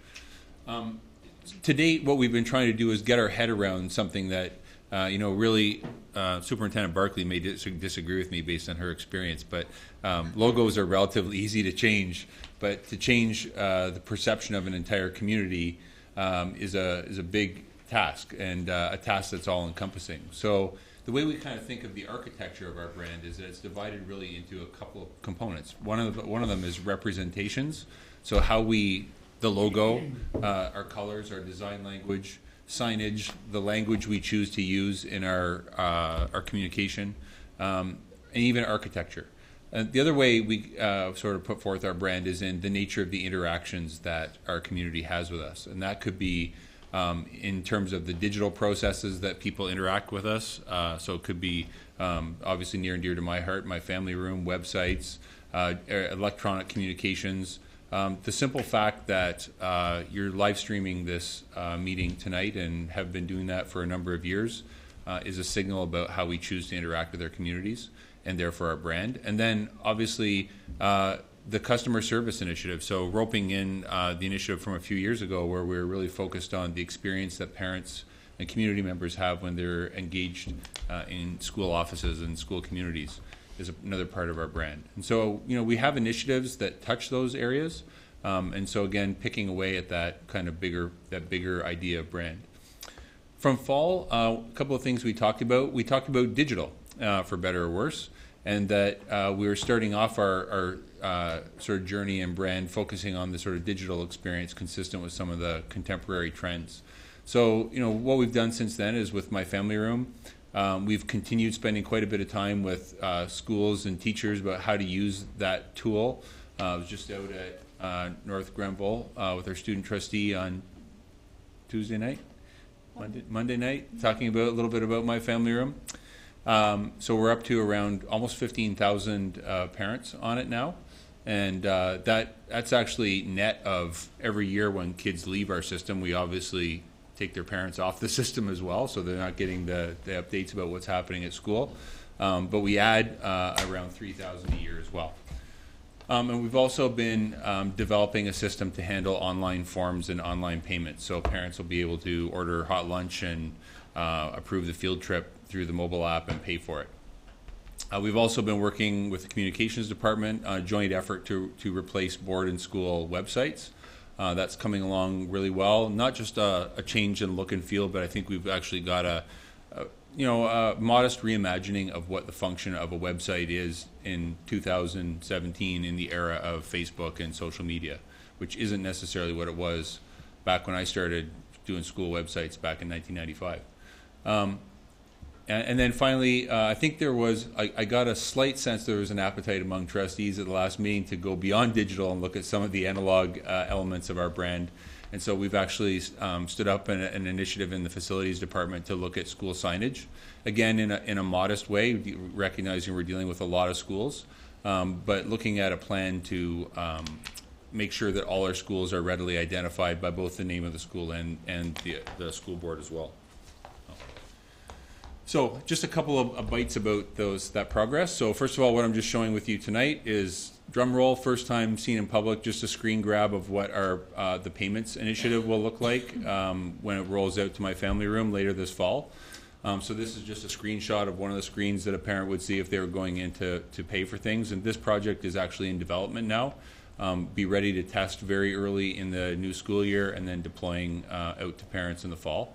The beauty of this, I think, is what you're starting to see is that with 15,000 parents already on My Family Room, when we turn this functionality on, there's not much promotion for us to do because 15,000 people will instantly have access to it and they won't have to get a new password or username or anything. It'll just be there. So I think what we're really going to be concerned about at that point is helping schools keep up with the demand to send in their payments electronically. A quick screenshot of what is shaping up to be a little bit of the design or a flavor for the design of the new board and school websites. So what you're starting to see is colors, design language, fonts, sizes, those kinds of things are being now harmonized with a unified style guide with My Family Room, so that now our web properties are going to not look necessarily identical, but we're hoping that it's going to be identifiably consistent and a property of the Upper Canada District School Board. So that's what I mean when I talk about our practice, first of all, in branding, is rather than going out to try and create a new design language from scratch, it's really about consolidating what we've got first and then moving forward. And then analog, of course. So thinking analog, some of the things we thought about when we think of analog representations of our board would be letterhead, school signage on the building, street signage, so those signs you would see electronic or otherwise out by the street. And analog interactions, so human-centered processing and communication. So that's a very IT guy way of saying customer service, so I apologize. But, really about making sure that we know what we're all about when parents show up to the school to interact with the school.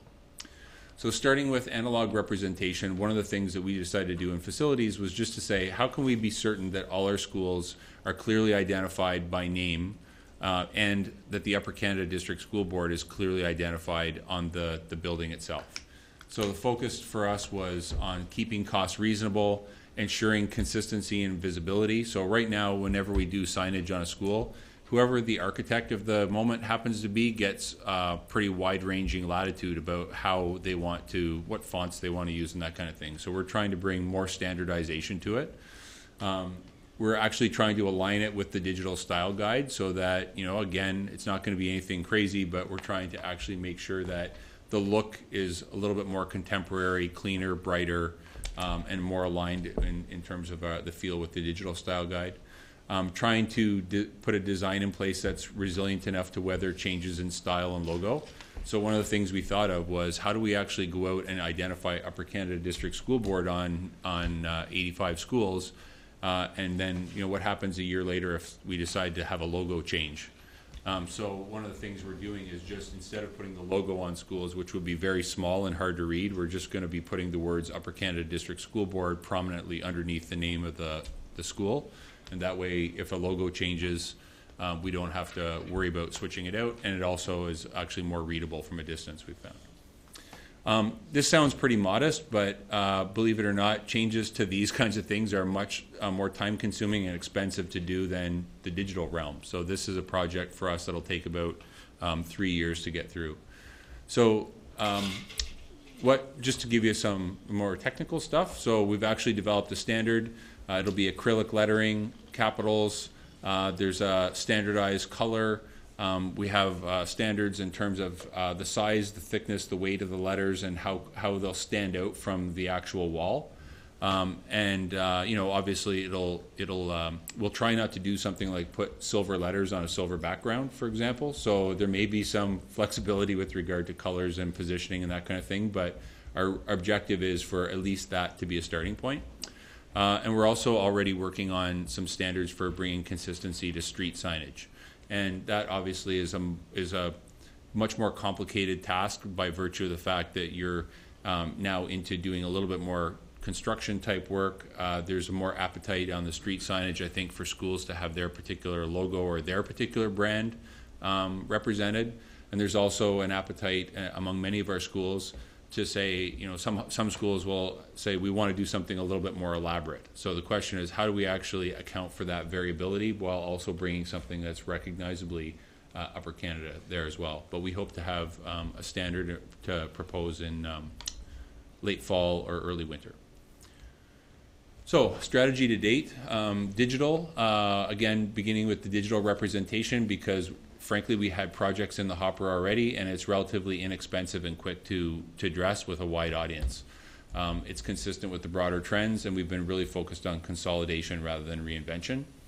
With regard to analog, again, expensive and slow to address. Not to say it's not important, but it's a little bit more challenging. So achieving consistency and beginning to build connections to that digital strategy while avoiding unintended consequences. And even, you know, as we think about building new schools or building, you know, additions or doing renovations to schools, we're really trying to identify opportunities to bring to bear, you know, signature elements of the design. So, you know, you'll see, if any of you are familiar with Kevin Archambault in the design and construction department, he's kind of taken on the role of being our flooring guru. So if you see the tile patterns in places like Bridgewood or some of the new floors we put in place, Kevin's designing that kind of thing to be a little bit more fun and something that's recognizable from school to school. So some of the next steps. Well, the good news is I think we're moving forward on a variety of fronts. I think, though, that to be frank, we're approaching the point at which, you know, again, I've used the term we're picking away at the fringes of branding, but there's, I think, a larger discussion for us to have here if there's an appetite for us to go at what would be more, you know, I think considered to be a wider branding initiative. So, you know, there's some questions we have to answer about what is the function of the broader organization relative to the individual brands of schools. So we're seeing this in school signage about how consistent do we want street signage to be, and how much of the local school brand do we want represented on the sign. And I don't know the answer to that question. What are the elements of the stakeholder experience that mean something significant to stakeholders? So what are we, you know, we're trying to go at the areas like mobile payments and those kinds of things that we think are really important to people in shaping their brand or their decision to choose our service. But what are those things really that really resonate with people? what are the representations and experiences that should be consistent across the board, and what are those that should be left to the discretion of the school or the teacher? How do we want our stakeholders to define the function of the Upper Canada District School Board and their experience with it? What adjectives do we want our stakeholders to use when they describe the board? And what are the strategies that will best contribute to achieving the perceptions that we want? These are really big questions. I could give you a new logo, but a new logo is not going to answer those questions, and it very likely won't meaningfully change answer those questions or change people's perceptions of the organization. So I think there's an opportunity here for us, if we think about brand in the most expansive sense possible, to envision kind of a decision to ask some of those questions of ourselves, so that the people who are sort of charged with sticking the flagpole out on the street can make good informed decisions about where the board logo sits in prominence relative to the school's image, for example. Thank you. That was an abrupt end, I apologize, but thank you. It's like the digital image just ended. Thank you. Do I have any, Trustee Bill McPherson? I have a question also. Okay, Trustee McPherson, we'll have Bill McPherson go first, and then Wendy McPherson second. Thank you. Okay. I've sat here for 17 years and I've never gotten the answer to this question. I kind of refer to it as the impossible question, and I know the answer is not 42. Why is there a broken C in our logo? I'm looking at it here and I still see that broken C. My next question is, okay. My next question is, that logo has existed since 1998. Have we given consideration to bringing it into this century? Are you saying without a broken C? So that's just tossing it out there. I'm going to put it in the hands of the chair so he can take blame for it. And Well, I will. Okay, so we do have a question. Are there plans looking at the logo, or are we at that point yet, or where are we? So, Mr. Chair, through you, we would be taking our cue from the director, or from the board of trustees, maybe from the director too. He's a pretty good guy, I trust him. I think our purpose this evening was to really kind of bring to a close a request to come back with something definitive that was brought to staff from the board some time ago. Now that the board has embarked on a new strategic plan, now that the board is trying to move forward and talk about a variety of different things associated with that plan, you may recall that we've moved the C and crew from communication to collaboration. And if there's an interest in actioning beyond some of the very key definitive operational pieces that Superintendent Hobbs shared this evening, then that's something that we would look to you for guidance and direction about. I think our intent as a staff at the front end was to share with you where we could realize some quick wins and some quick turnarounds around branding that came with the fall report. And as you heard this evening, some of the pieces that people might traditionally associate with branding, we certainly can do, would have a longer timeline and has a different expense. I think the bottom line for us as a staff is having clarity, however, that it may be a logo, but Superintendent Hobbs closed the presentation by saying that the types of things that we were asking on the second last slide really wasn't logo related, which it would begin with what are the types of values and experiences that our students and their parents and our community associate with our school district, and then do you want that translated into a logo, a slogan, and then represented both in analog and digital formats. Without that, the board could be making some changes, but may only be tinkering at the edges.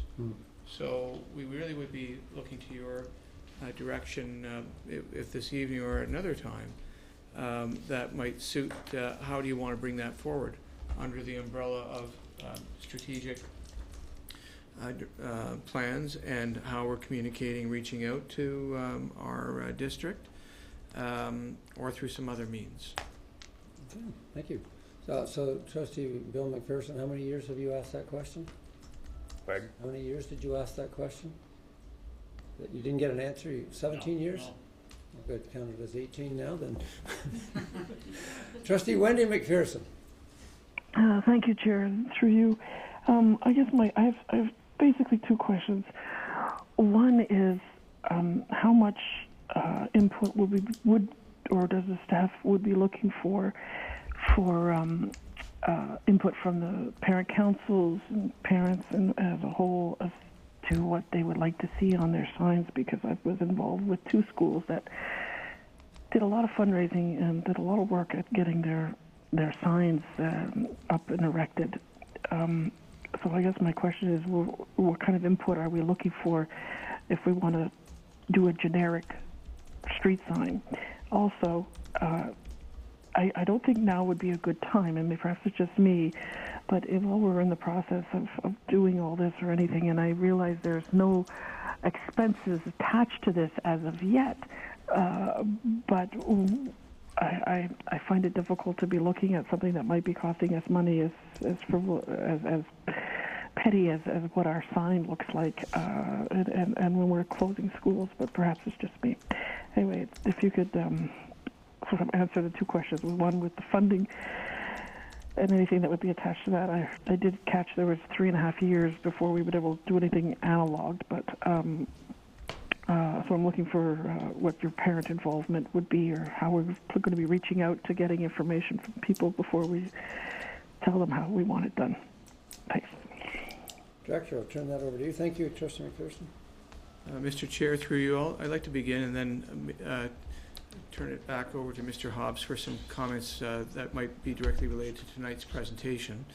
The board would have known from an earlier presentation we had about the communications plan that we are, for example, reaching out to different stakeholders that would be specifically the parent involvement committee, students, to get some sort of sense about how are we trying to reach out and convey our messages. So what I heard in the question is, how are we reaching out and get some type of feedback or clarity about things that might relate to everything from how we communicate in our daily work to signage and other pieces.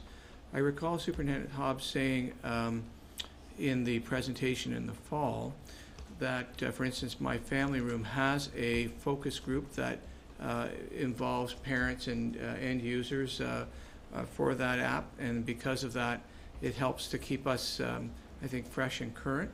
But I'll use that as kind of a segue here to ask if he would like to comment a little bit further on either that aspect or how we get parent voice in this in the first place.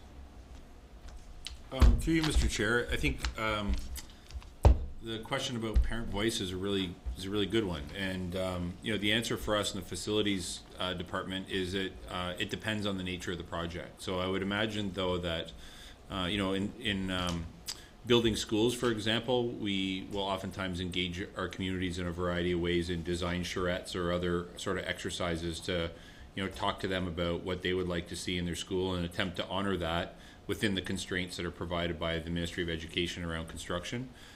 This one, the signage one, is pretty new to us. So, but I would venture to say that I think that the big question for us would be what's the appetite of the board for standardization versus providing that kind of space for schools to have their local identity represented.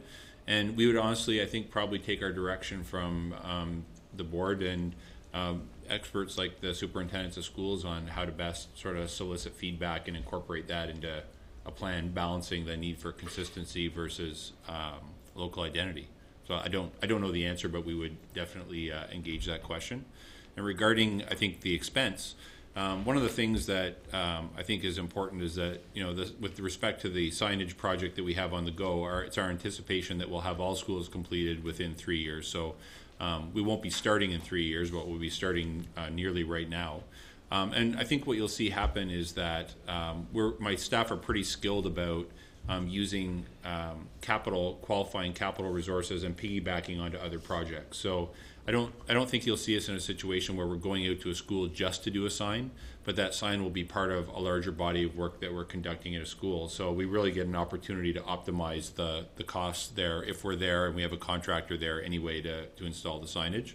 And even that being said, there will be brand new schools like Bridgewood, for example, whose sign recently just had Upper Canada District School Board underneath it, but it wouldn't conform to the full style guide because it was already constructed before this exercise. And obviously we're not going to go pull the sign off and redo it right away. So I think that, there's always going to be a balance here between, taking care of some of these things that are priorities. They may not be the top priority, but we can piggyback them onto other projects and sort of work them into a sort of multi-year plan to get them done without becoming an unreasonable expense to the board. Thank you. Trustee McDonald. Thank you. I think it's important from a branding perspective that we identify why we're talking about some of this information. And I go back to some of our Ipsos Reid surveys and even Net Promoter Score years and years ago. And communities have a hard time identifying that a school in their community was Upper Canada. Mm-hmm. And so, the initiative is that we need to identify that our buildings are Upper Canada. And that's an important piece for us to move forward. So although some, local area may raise some funds for a particular sign, we also want to make sure that individuals within communities understand that great school that their kids are going to is part of the Upper Canada District School Board. We need to make the connection that what's happening across the Eastern Ontario as Upper Canada is happening in your school and happening in your neighbor's school and happening in your relative's school.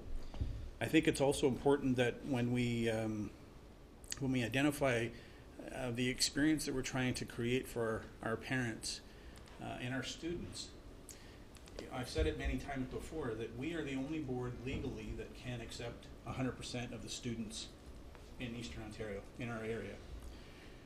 We don't get 100% of those students. So we have to make sure that we do everything that we can to help our schools and help our system make that experience for parents even better. So it comes down to signage. It comes down to knowing that when I receive something that looks like this, it comes down to things like my family room.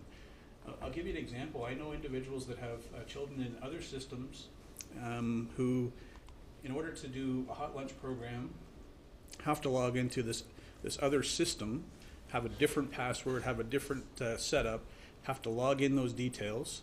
The teacher might send them a message through some other app. The school will send them have a phone call go to the house. One teacher may send an email. There's about 14 different ways that somebody in that school could receive information, and they have no control over it. It's because the system they have set up is, if it's a school-directed piece of information, it comes by phone. If it's an individual teacher, the teacher chooses how they're going to communicate. If you're paying for a hot lunch, it has to be paid through this. If you're paying for a field trip, you have to send money. So I think we're creating that experience and making it easier for parents that when they're in our system, that we're taking all of the things that create the chaos sometimes in a family when you've got young kids. Even the absence piece, right? The My Family Room piece. Those are the experience pieces that we're making it easier for parents when they have children in our system. We still have lots to do with educating them, but it's all the other little pieces that we can help them with, that they enjoy their experience with Upper Canada, and they will go back to their friends and their colleagues and their neighbors and say, you know what, this is where you should send your kids. And by doing that, we get more children, we get more funding, and it helps our system, it helps our kids when we can do those kinds of things. So I'm happy that we've reached this level of participation in My Family Room. I'm happy that the changes we're seeing in the digital and the analog side of things, I think it's progressing well, and it's something that is long overdue. I remember we had several conversations about, not knowing what building is a school and who does it belong to. So at least we're making some progress there, and I appreciate the work that the board is doing, the staff is doing to be able to get to that level. So thank you very much for the presentation and the work that's being done. Thank you. Trustee McAllister. I too want to echo those comments because I think branding has to be understood in the bigger context, which is just more than a sign or a logo. It's basically what we do and what we are. And, I think Superintendent Hobbs referred to digital and analog customer service. Really, that's what it's all about. And My Family Room is one example. And I just point to another, and that is the new board website and the school websites. I think this is a very critical piece because it's an area where we have been let down. But on the bigger picture, I, for one, am not at all reluctant to remind folks that this board does wonderful things. And if the branding or whatever that branding consists of is going to reinforce and promote what we do and what we are, then let's do it. Thank you. And thank you for saying that, because I totally agree with you. Great things happen. Trustee Cramp. Thank you, Chair. The part that I'm probably more concerned with is the analog part. I certainly agree with Trustee McDonald and Trustee McAllister on the digital part. It's come a long way and really happy with that. I guess what I would like to get is some reassurance on the signage in some schools. I understand the need, what your concept of it's going to take 3 years to get all of the schools out there, but we do have some schools that don't have any signage at all, and I would look to get some assurance that we can get the schools with no signages at all done before 3 years is up. So that's where I'm coming from. I know I have at least one in my area that if it wasn't for an art mural out front, you wouldn't know what school it was. Trustee Cramp was throwing a hint there. I'm not saying it has to be that school. I'm just saying that's and I've seen it in more schools than just my area. Yeah. So hopefully we would get some of the ones that know signage done first. No, good point. Received. Thank you. Trustee Richards. On the topic of signage on the schools, it's interesting. This morning I was looking for a picture of SFDCI for a reunion that I'm working on, and of the new one, and there was no picture that I could find that easily, because the signage on SFDCI is way off on the cafeteria, and most pictures are of the front entrance, and so there were lots of pictures of SFDCI at the front entrance, but none that actually had our name on it. So in your description here of the guide, it doesn't talk about where on the building the signage should be, so maybe we might want to consider where on the building. Thank you. No, good point. Any other comments or questions? Through you, Chair? Yes, go ahead, Trustee Swan. Yes, I'd like to thank you very much for your presentation. And my question is in regards to the My Family Room. And we've got great response so far, but what are we doing for people, like where do people contact or who do people contact that are having problems establishing an account, whether they be from their local library if they don't have internet or things like that?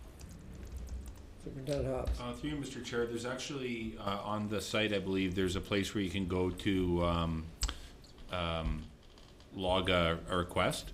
And failing that, what the practice has been so far for people that are having difficulty to contact their school office, and then they'll put them in touch with my team, who will call people at home or wherever they need to be called to get some help. Okay, Trustee Swan.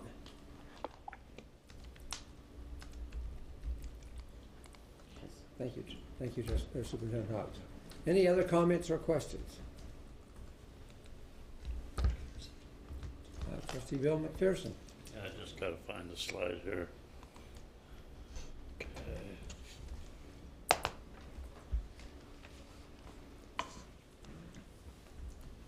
The one for the payment schedule on the that's money in, money out. Now, do we have to account for that? Like, when a few years ago they changed the accounting method, we had to account for school council funds. That money that flows through that PayPal system, that's it, thank you. That PayPal system, do we have to account for all that within our budget process? And it's just a curiosity. The school budget, but Director. Mr. Chair, through you, the This system would be actually trying to remove the flow of dollars going to schools and school councils by parents online, making their commitments if they want to be part of a hot lunch or an excursion. And it actually will, from our understanding, put us in a better position about questions about school-generated funds and whatnot. Will we ever get away from that? I don't know in terms of fundraising and where school councils might be, and if this would be part of an option that was ever part of the design. But if I understand correctly, the initial intent was, how do we now digitize a process to take it away from the school, to take it away from landing in the office, where parents are actually asking more to us about paying online rather than sending it cash in, or I don't know how many people still have a checkbook these days, but are perhaps being asked to send in a check. But I'll ask Mr. Hobbs to.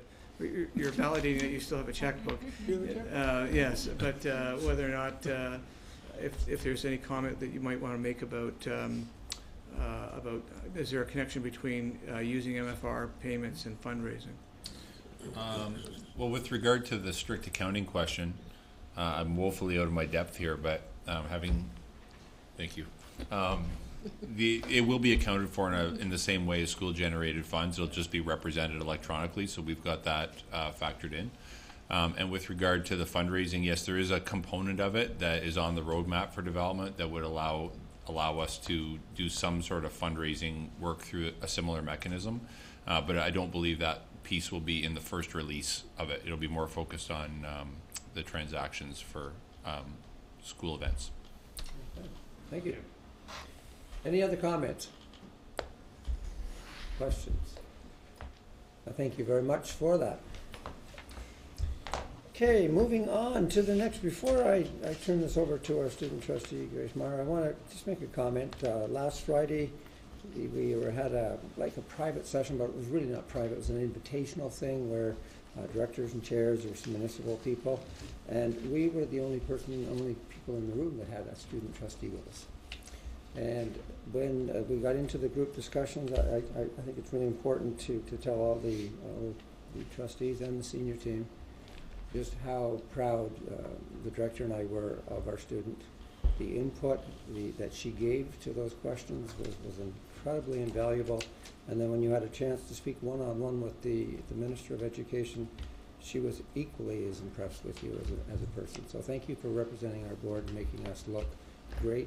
More importantly, thanks for representing the students in Upper Canada and being their voice, because you spoke elegantly. It was perfect, so thank you. Thank you. Saying that, I'm going to turn it over to our student trustee, who's going to give a report. All right. So, on April 26, 2017, the UCDSB Student Senate met for their fourth and final meeting of the school year at Roebuck Hall in Spencerville. The meeting was full of a lot of things, including wrapping up our year at Senate, following up on C4K Day activities, and doing our student trustee elections. Overall, it was a great last meeting and very successful. I'd like to thank Director Sliwa, Chair Jeff McMillan, First Vice Chair Carol Karkner, Trustee McAllister, Trustee Cram, Cindy and Andrea from Communications, and Vice Principal of PDCI Chris Bourne for attending, and of course Lisa Workman for everything she does to help me out. We had lots to get into for our meeting, so we started right away after a few introductions. Our first agenda item was a final discussion and follow-up with the Senate on student well-being initiatives in schools. I asked all the senators to do an activity similar to what is going on at the Tell Them From Me survey sessions.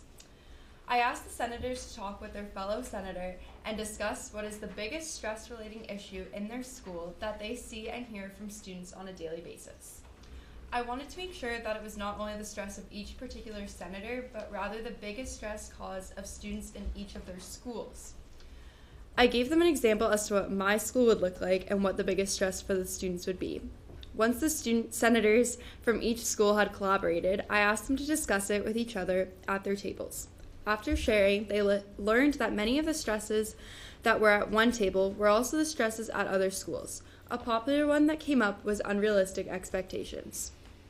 So an example of this would be having a 4U calculus period 1, a French assignment due period 2, and an exercise science test period 4. Now, this is something that many, if not all, find outrageous and simply something that would not happen. But what we heard from students is, unfortunately, it does. And probably not on purpose, but it causes a huge stress to students and creates unrealistic expectations for students to do well on every test and assignment that day.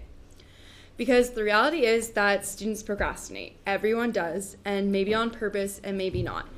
There could be just a lot going on that week and not be able to have the time commitment to set aside for each class. Therefore, with having 2 tests and assignments due all on the same day, it does not set the students up for success. What I heard was that most students will choose priority to one class and put the majority of their effort into that one class rather than equally prioritizing to each, meaning that the student may do well on one of those 3 subjects but poorly on the other 2. And even if they did make equal time for each subject the night before, it is most likely that they would do poorly on all 3 of the subjects, as it's not enough time to get everything done and they're rushed on each subject. After all the tables had shared their school's biggest stress for students, I asked each of the senators to come up with a solution to that stress, whether it be how to cope with that stress, how to minimize that stress, or how to eliminate that stress. Many solutions came up for the many different but similar stresses that were pointed out in each of the discussions. I then asked the senators to possibly implement these solutions into their schools if it was possible. So an example solution for the scenario I just told you guys about would be creating a school-wide calendar that would implement every teacher's tests, assignments, everything in that one calendar that parents, students, and teachers have access to, so teachers can kind of cross-reference it when they're trying to book a test and make sure there isn't another 4U calculus test going on at the same time as their exercise science test that day. So the students can be successful as a whole. While these discussions were going on, I circulated the tables, including the staff table, where the point of social media was brought up. I thought it was very important to share this point with the Senate, which then ended up as a discussion and scenario situation. I talked to the senators about the effect of social media on their stress levels, asking them at the beginning of the discussion, does social media stress you out? Which I got majority, if not all, no's to. I then asked a series of questions revolving around the idea of the teenager stress of the fear of missing out, along with scenarios with a series of what would you do questions. By the end of the discussion, I think the senators and I came to the conclusion that social media is a hidden stress that not many notice or see, but is something that we have become accustomed to, which is in a grand view can impact our lives negatively and impact our school and success negatively. Our success in school negatively. And I'm not out here to bash social media, as I told the senators, because I'm one of the prime users. I love social media, whether it's be for connecting with my students or my friends. It's something that I use regularly, but it's how to use it, how much it should affect you, and your attitude towards it, rather than it impacting you negatively when you're trying to get other things done or when you're trying to manage different things together. I also handed out to all the tables at Senate a sheet titled 101 Ways to Cope with Stress. We then went into a C4K discussion right before lunch. I asked each of the senators to write up on what their C4K day or event would look like. I asked them to hand in a sheet to me saying what their event will be, what day it will be held, have you reached out to your student council and are you collaborating with them, and will you be partnering or helping with a C4K day at a nearby elementary or feeder school. We then just had a short discussion making sure that every senator was fully aware of what C4K day is, what it does, how to prompt students to participate in their event, and what their biggest challenge would be into assuring that high school students would participate in this. As often we found through last year, students would either go home for the rest of the day if there is an event, or they'd skip out on it, they wouldn't want to do it. So we're trying to figure out if every event is tailored for that school to make sure that all the students will participate and want to participate. After lunch, we went into our afternoon full of election activities. We started with our leaderless group activity for the student trustee candidates. We had 4 candidates for student trustee who included Marshall Wilson, Austin Taylor, Mackenzie Smith, and Bridget Sanger-Vandermeer. Director Sliwa and I facilitated the activity for the candidates for the 2017-2018 student trustee position, while the remaining senators observed the activity. In this activity, participants were assigned 15 minutes to address a hypothetical scenario. The scenario was for the participants to develop a plan that would allow the school board to reach out and connect with UCDSB graduates as a means of collecting their insights about being prepared for life. The plan should be no longer than 2 years in length, completed by June of 2019, and should indicate tools and techniques for reaching out to our graduates. This hypothetical situation had a budget of $5,000 and would be allocated as part of the school board's effort to support student voice. It was very interesting to see the variety of solutions and collaboration throughout their leaderless discussion at the table. In the end, they came up with a hypothetical solution that all of them agreed would be the most successful. We then went on to elections, where we heard speeches from Marshall, Austin, Mackenzie, and Bridget. Following the speeches, we had an open floor question period where senators were able to ask the candidates questions. The senators really took a hold of that opportunity, and many questions were asked to each and all of the candidates. It was amazing to see the passion in the senators when asking the questions, assuring that they would vote for the candidate that they believed would best suit the position of student trustee. After the question period was done, we had every voting senator vote for their candidate of choice. Following the vote, it was announced that the 2017-2018 student trustee would be Marshall Wilson, who I introduced at the last meeting.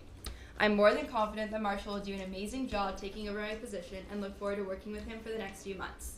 I was so proud of my Senate this year and really couldn't have had a better year with them. As I said to my senators, I really will miss our Senate meetings and seeing everyone, but as I also mentioned, was that I'm still with them until the end of June, and I'm always available and will be checking in on them until then. Another thing that I'd like to mention is the upcoming OSTA-ACO AGM on May 25th to 28th in Toronto. The AGM is the conference where it provides useful resources for incoming and outgoing student trustees. It provides the incoming student trustees with the basic skills and abilities required to be successful in their role. From professional development seminars on boardroom etiquette to knowledge and engaging keynote speakers and networking sessions with other student trustees. This conference is a great way for incoming student trustees to learn about their role before their term begins so they can take off the year ready to go. But it is also a way for the outgoing student trustees like me to conclude any work they are doing with the organization. We will meet many of OSTA-ACO's stakeholders in a tabletop presentation and be able to connect with student trustee alumni from many years at the annual alumni gala taking place on the Saturday. During the weekend, the election for next year's Executive Council will take place, as well as cabinet positions for each of the board councils, as well as several committees where student trustees can be members or elected to be co-chairs throughout the year for the organization. It's exciting and saddening for me to be going to my final conference with OSTA-ACO, and I'm sad to say goodbye to many of my fellow student trustees and friends, but I'm also very excited to share this opportunity with Marshall. Thank you. Oh, thank you. I know Trustee Kirkman, you have a question. Yes, thank you for that, Grace. It's very informative, and you certainly covered the day thoroughly. Except for one thing, you're keeping us guessing as to what solution did they come up with in their experience over the $5,000 question. So they decided that it would be most resourceful to reach out through Facebook or social media, through mailing out letters. There's a few different suggestions they had. They thought of going through the graduate list and kind of seeing if they could find them on Facebook and reaching out and creating a group, as it's probably the most modern and easier way to facilitate a discussion, as well as get everyone's attention and contact everyone easily. But those who they could not find, they would try to mail out and find them through addresses and stuff. You know, we only gave them $5,000. Like, what are you going to do, right? Any other comments or questions? Thank you very much for that report. Well, it's this is Mr. Hobbs' night. Twice. You're up again there, Superintendent Hobbs. Thank you, trustees. I'm pleased to bring you the latest report on branding. Got a comedian with us tonight. All right. Thank you very much, Mr. Chair. As you know, for a number of years now, we've had a monthly update in the Committee of the Whole agenda as an information item on a list of capital projects that are currently in play. And this year we moved to a model where we discuss aspects of our capital roster every other month or so, or a few times a year. So it's my pleasure to bring you what I think will be the last one for this year, and focused on a little bit of the budget. So today we're looking at the budget outlook for 17-18 with respect to capital, looking at a selection of capital projects that we have in the hopper for summer 2017, and a little bit about challenges and opportunities. So a little bit about the 17-18 budget highlights. So as you'll be aware, the capital budget that we use for design and construction really exists outside mostly of the normal expense budget that you've been received a report on earlier this evening. And it also includes the nuance where we can actually carry forward unspent capital from one year into the next. So the 17-18 budget that we're putting forward includes the projected carry forwards from 16-17 plus new funding for 17-18. So the brand new funding for 2017-18 in capital is about $24 million. School renewal, about $6.5 million. School condition improvement, which was new a few years ago and is actually obviously growing into something quite a bit larger than school renewal. Close to $17 million in school condition improvement. And then child care capital retrofit funds of $1 million and change, encompassing an addition at Roxmore and at Cambridge. All told, the 17-18 budget we're anticipating, including carry forwards from 16-17, amount to about $53 million for capital projects, which is a nice problem to have. It's very generous. The Ministry of Ed also announced a greenhouse gas reduction funding program that was announced at the same time as the GSNs. And the total funding for that is about $4 million. And we're actually, as is the case at this time of year, often we're in the process of trying to sort of read through the technical paper and figure out qualifying projects for that funding. So I don't have a lot of information on that one yet. This is my homage to former CFO Rick Gales, which summarizes the year-over-year budget. So trustees have seen this kind of format from us in the past where we just add a column every year. It summarizes the spend and to some extent the carry forwards from year over year, but I won't dig into that one too deeply. With regard to school condition improvement funding in particular, it represents about 75% of our capital funding for 17-18. And why is that interesting? Well, first of all, it must cover capital projects only, generally referring to things that are betterments as opposed to items like painting. So oftentimes schools will have difficulty understanding why we have $52 million, but they can't get their hall painted. And the reason for that is painting really on its own is not a capital expense. But what we oftentimes try to do is when there's an appetite for things like painting or window coverings at a school, which is another classic non-capital expense, we try to actually bundle these things into a project to replace windows or to do something that is a capital expense, and you can get a lot of things done. So that's why, as I mentioned earlier this evening, our strategy with school signage is really to drop those signage bits into larger capital projects that are occurring over schools over the next 3 years.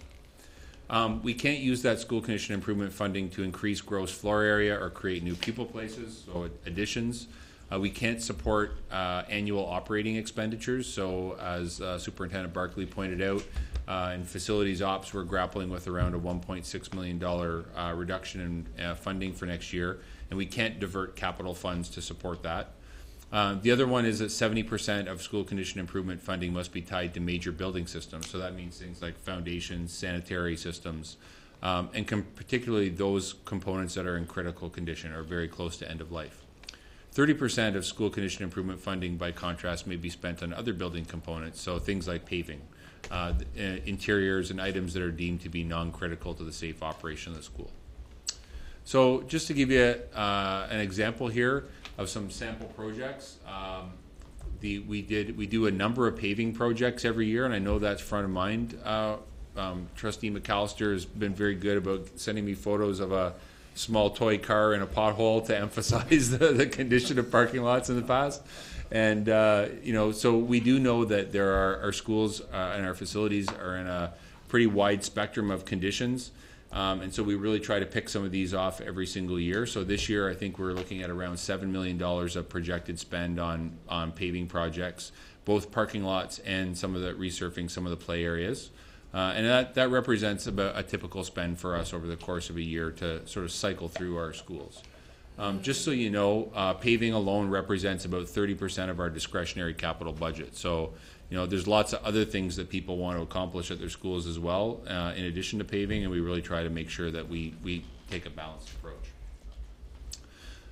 Roofing projects, again, are a very large, a pretty big spend for us, and you'd be staggered to know what roofs cost, but this year we'll be doing roofs at a number of schools, and more typically what you find us doing is sections of roofs. So not the entire roof at once because it's too expensive, but rather we're replacing sections in most cases. So BCI, CCVS sections, DJ, EMERS, and so on. So again, a very significant spend on roofing projects.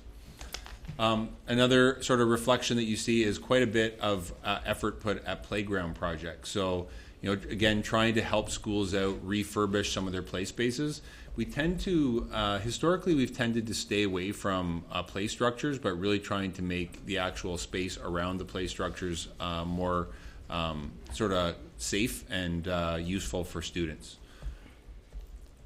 And of course, Kemptville Public School. So I'd be remiss to point out that Kemptville Public School is, of course, underway.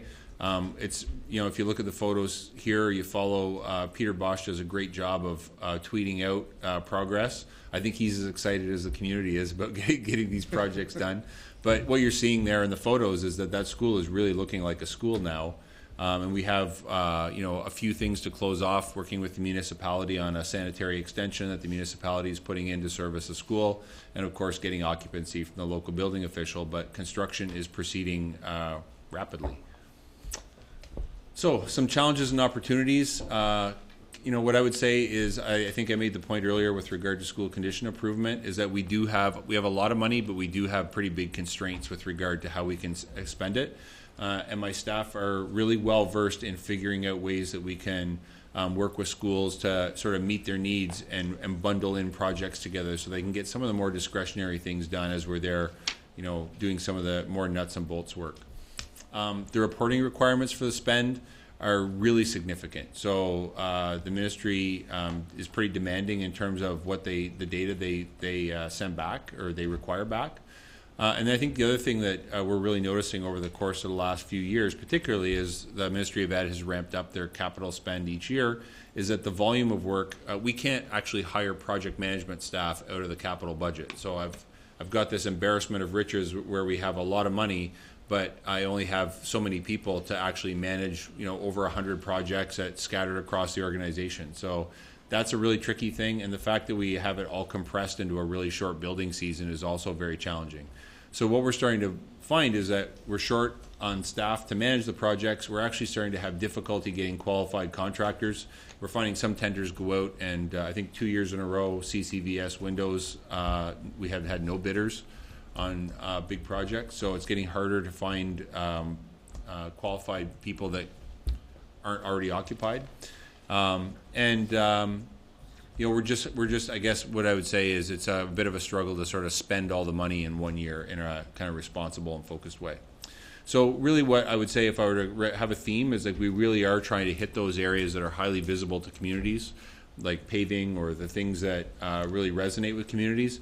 But on the other hand, we also know that, while we have a nice bump in funding now, it may not be that way forever, and so we're really conscious about making sure that we invest those dollars in ways that are going to ensure the long-term sustainability of our schools, and so there's no surprises that would cause us to not be able to operate a school. So just, by way of wrap-up, I would say, I think that Peter Bosch and his team, project managers, Jessica Devlin's another one, financial analyst in my department, have done a really great job of demonstrating that they can build on time and on budget. In most cases, early and under budget, in fact. And I think I'd like to think that that's had a positive influence in our success in getting projects and funding from the Ministry of Ed. I'd like to, say we always have our spring leaks and those kinds of things, but our school facilities are really good, safe, welcoming places for learning and working. We feel really comfortable about kids being in all our schools. And we are really looking forward to more capital funding announcements at some point in the future, as I'm sure you are. So hopefully good things will continue to happen to Upper Canada. Thank you. Thank you. Before I open it up to comments and questions, I can almost read your mind, Trustee Swan. You want to know where Trustee McAllister got that picture, and could you borrow it? So I'm going to kind of ask just a general question, even though I don't ask questions. If a trustee or a school had a priority, something they saw, how would they go about getting that to you, or to get that concern out so it could be considered for a capital project? Through you, Mr. Chair, many times that will come just in the course of, the trustees in some cases will speak to me directly while they're here about a concern. Oftentimes they'll speak through the director if they want to raise something more formally through the they've heard through their community. In the past, I think that it comes a variety of ways, and sometimes it'll come through the principal, to be frank. So. To me or to my staff. So, we really try to maintain an open dialogue, and hopefully the trustee feels free to certainly speak through you and through the director to us, if no other way. Okay. So I just wanted to ask that just in case a trustee did have a concern and they want to bring it forward, that there are ways, and as you said, the principal themselves can bring a concern forward. Okay, thank you. Trustee Bill McPherson? Thank you. I also have a question. Yes, go. Well, Trustee Bill McPherson first. Okay. First off, thank you. You're finally paving the parking lot at TR Leger, and it will be certainly welcome there. There was no less than 32 potholes there tonight. Now, I have a question. You didn't mention it in here. All of our rural schools have water treatment systems. Where does that fall under this, or are we still within the lifetime of those systems? Like, I'm assuming that they will have to have replacement at some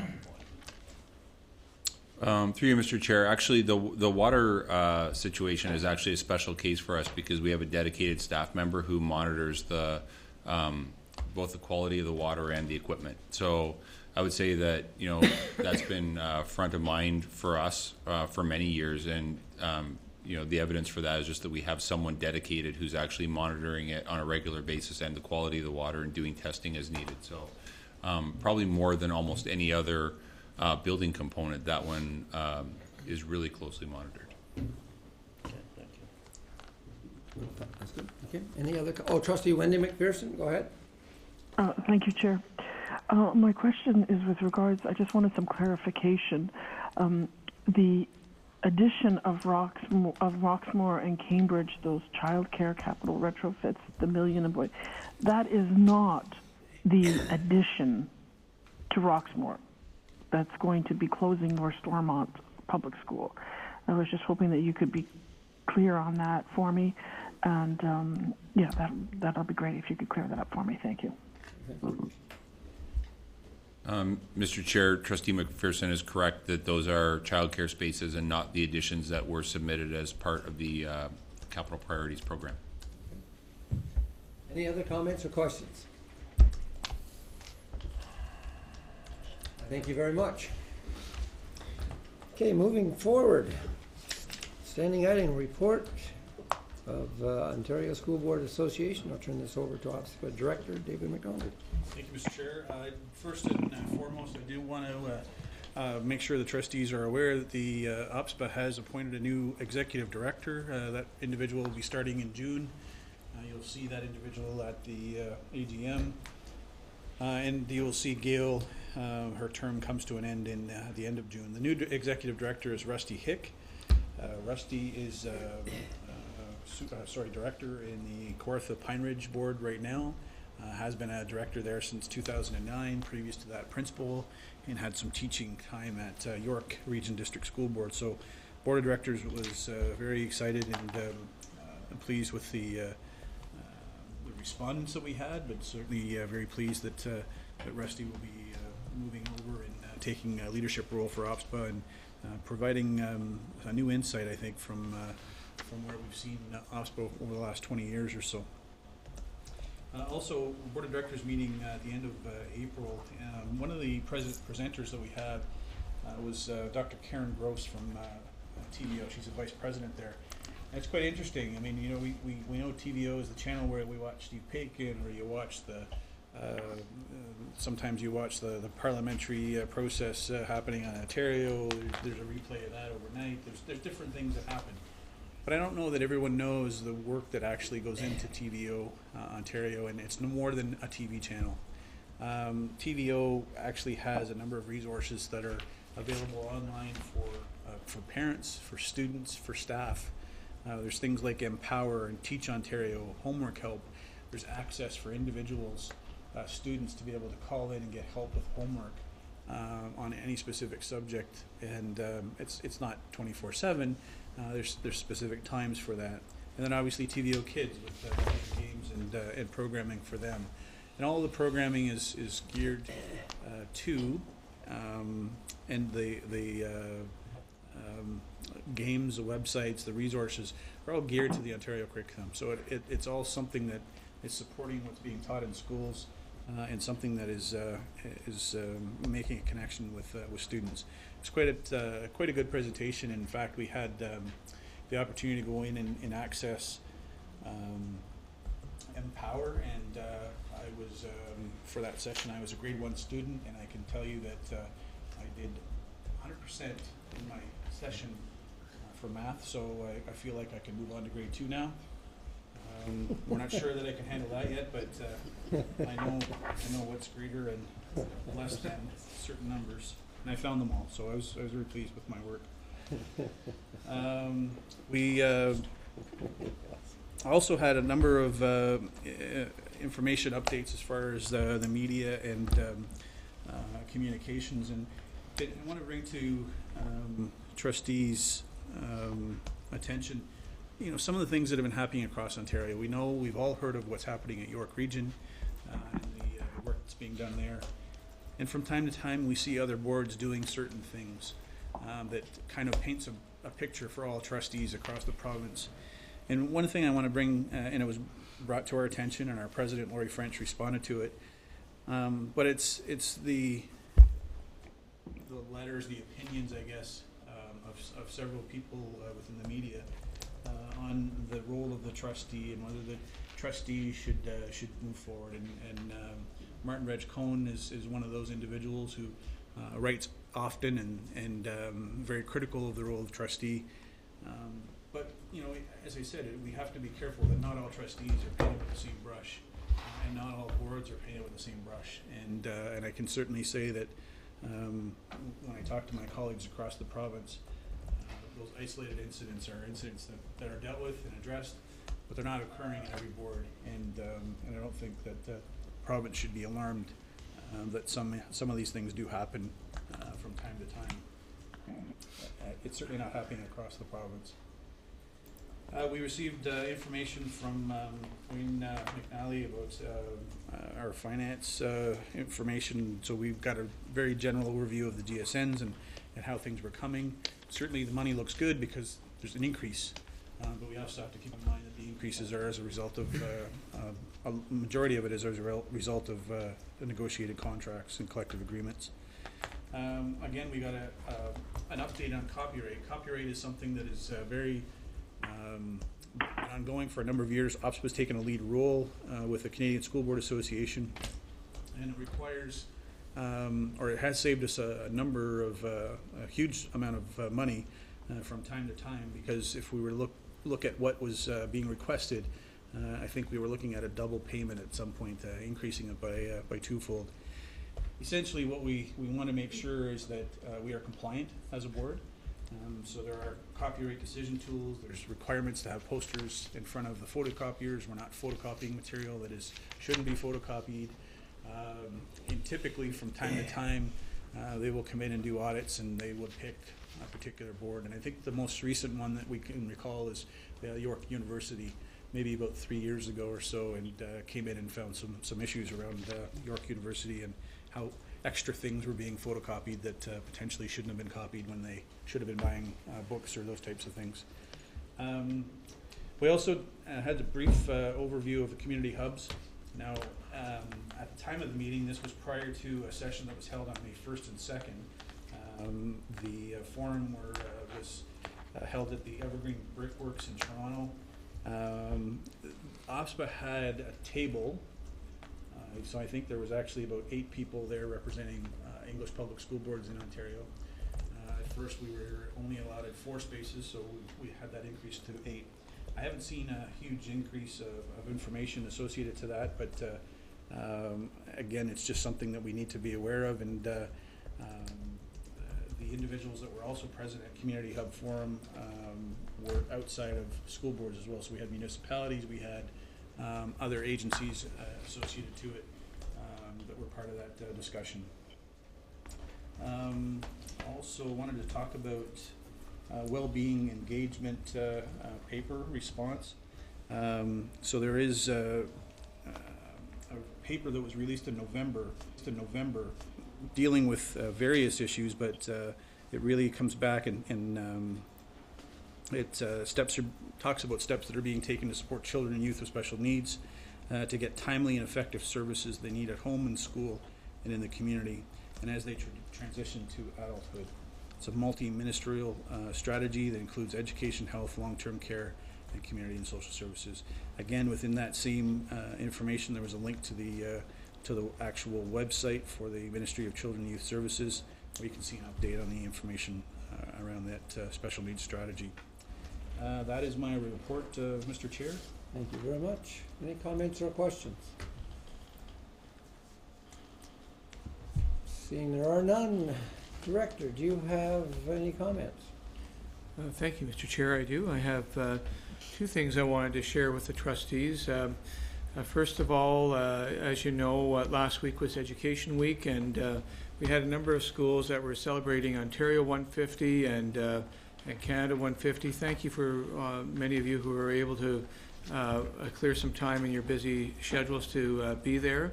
Also like to thank our communications department for creating a terrific video about what is Ontario to you, and some of our students provided some pearls of wisdom, as you can imagine, that was very captivating, but it was it just had a very nice feel to it, and we also saw some great examples of student thinking in that video as well. You know, part of why we do the type of video documentation for a lot of our students' learning is we want to capture voice. I had a great privilege of being at Athens District High School recently for their student parliament, which they're celebrating their 70th anniversary. It's one of the longest serving student parliaments or existing student parliaments in Canada, and if not the longest student parliament. And we talk a lot about student voice and student engagement, and I saw something so special there that morning that Principal McNair was promoting and supporting, and I really want to make sure that I especially identify Ms. Ross, Linda Ross, who's a staff advisor for the student God, I completely forgot. They really do a great job there, and we were very, very proud of what the students were doing, and it was nice to have cake served at the end as part of the celebration for sure. That was one of the 10 special days, I think Ms. McNair would confirm, so it was used well. Lastly, for the trustees to know that the ministry and the press yesterday identified student graduation rates for provincially since 2016, or as of 2016, and the province is indicating that their rate is on the rise. They're at 86.3 and continues to rise, and they particularly show quite a significant increase in student graduation rates since 2003. I'm pleased to let you know that Upper Canada is also experiencing an increase or a growth, and the ministry was looking at a 3-year trending from 2014 to 2016, so 2014, 2015, 2016. In our students who are graduating after 4 years, our rate has increased by 2.7% over those 3 years, from 74% to 77%. And for our students who take a 5-year journey to graduate, we've seen a 1.3% increase from 81% to 82%. We still have a lot of work to do. The board knows that we've set our graduation rate for 2020 at 90%. You heard this this morning, or this evening, sorry, from the presentation that Superintendent Coombs and Superintendent Edwards offered about how we're trying to drill down and get closer to how are our students doing in terms of credit accumulation rates at the front end of their diploma journey, and to look at what are we doing to create intervention early on versus late in the game. We'll have more to share with you, Mr. Chair, as we, on that particular topic, as we move closer towards our focus on the Director's Work Plan for next September, and recognizing that one of our key focus for the strategic directions is around E, or education, and about relevant and innovative learning, and that includes how do we get in front of students who are struggling in their learning, and doing it not because we set the goal, but because we know it's the right thing to do. Thank you, Director. Just a quick comment. On Monday night, along with a few of the other trustees, were out in Smith Falls at the Truth and Reconciliation. I want to thank Superintendent Edwards for leading that charge. You have a heart that is bigger than any heart I've ever seen, and because you are there for those kids. And thank Bill Montgomery as well, the leadership that he takes. What catches my attention is our Indigenous leaders, Brandon and Katie, that spoke. I heard Katie speak last year. Their stories are heartbreaking. And they're heartbreaking because they grew up in a culture where they felt they had to hide who they were. And I can't imagine what that would be like, to have to hide who I am, hide my identity or where I came from. And it breaks my heart every time I listen to them speak. And at the same time, it fills my heart with the hope that these young people bring forward, because they're learning to stand up, and they're learning to say, you know what, I'm proud of where I came from and who I am, and they want us all to know how proud they are. So even though my heart gets broken, I get filled at the same time. So I want to thank you, Superintendent Edwards, for the work you do there, and I want to thank the young people that stand up to be counted, because they represent a lot of people who have been hurt, and I'm really proud of them. And I'm looking forward to Thursday, as long as the weather's nicer. Is there a guarantee that it's going to be warmed up? I hope so. We're working on it. Yeah, thank you. Okay, I need a motion that the Upper Canada District School Board move into the Committee of the Whole, moved by Trustee Bill McPherson and seconded by Trustee Cram. And just a show of hands. Thank you very much. And then I need a motion that the Committee of the Whole move into private session, moved by Trustee Richards, seconded by Trustee Kartner. Thank you. You lifted your glasses. Again, show of hands. All right, thank you very much for moving into that. And I'll pass this over to Chair Kartner.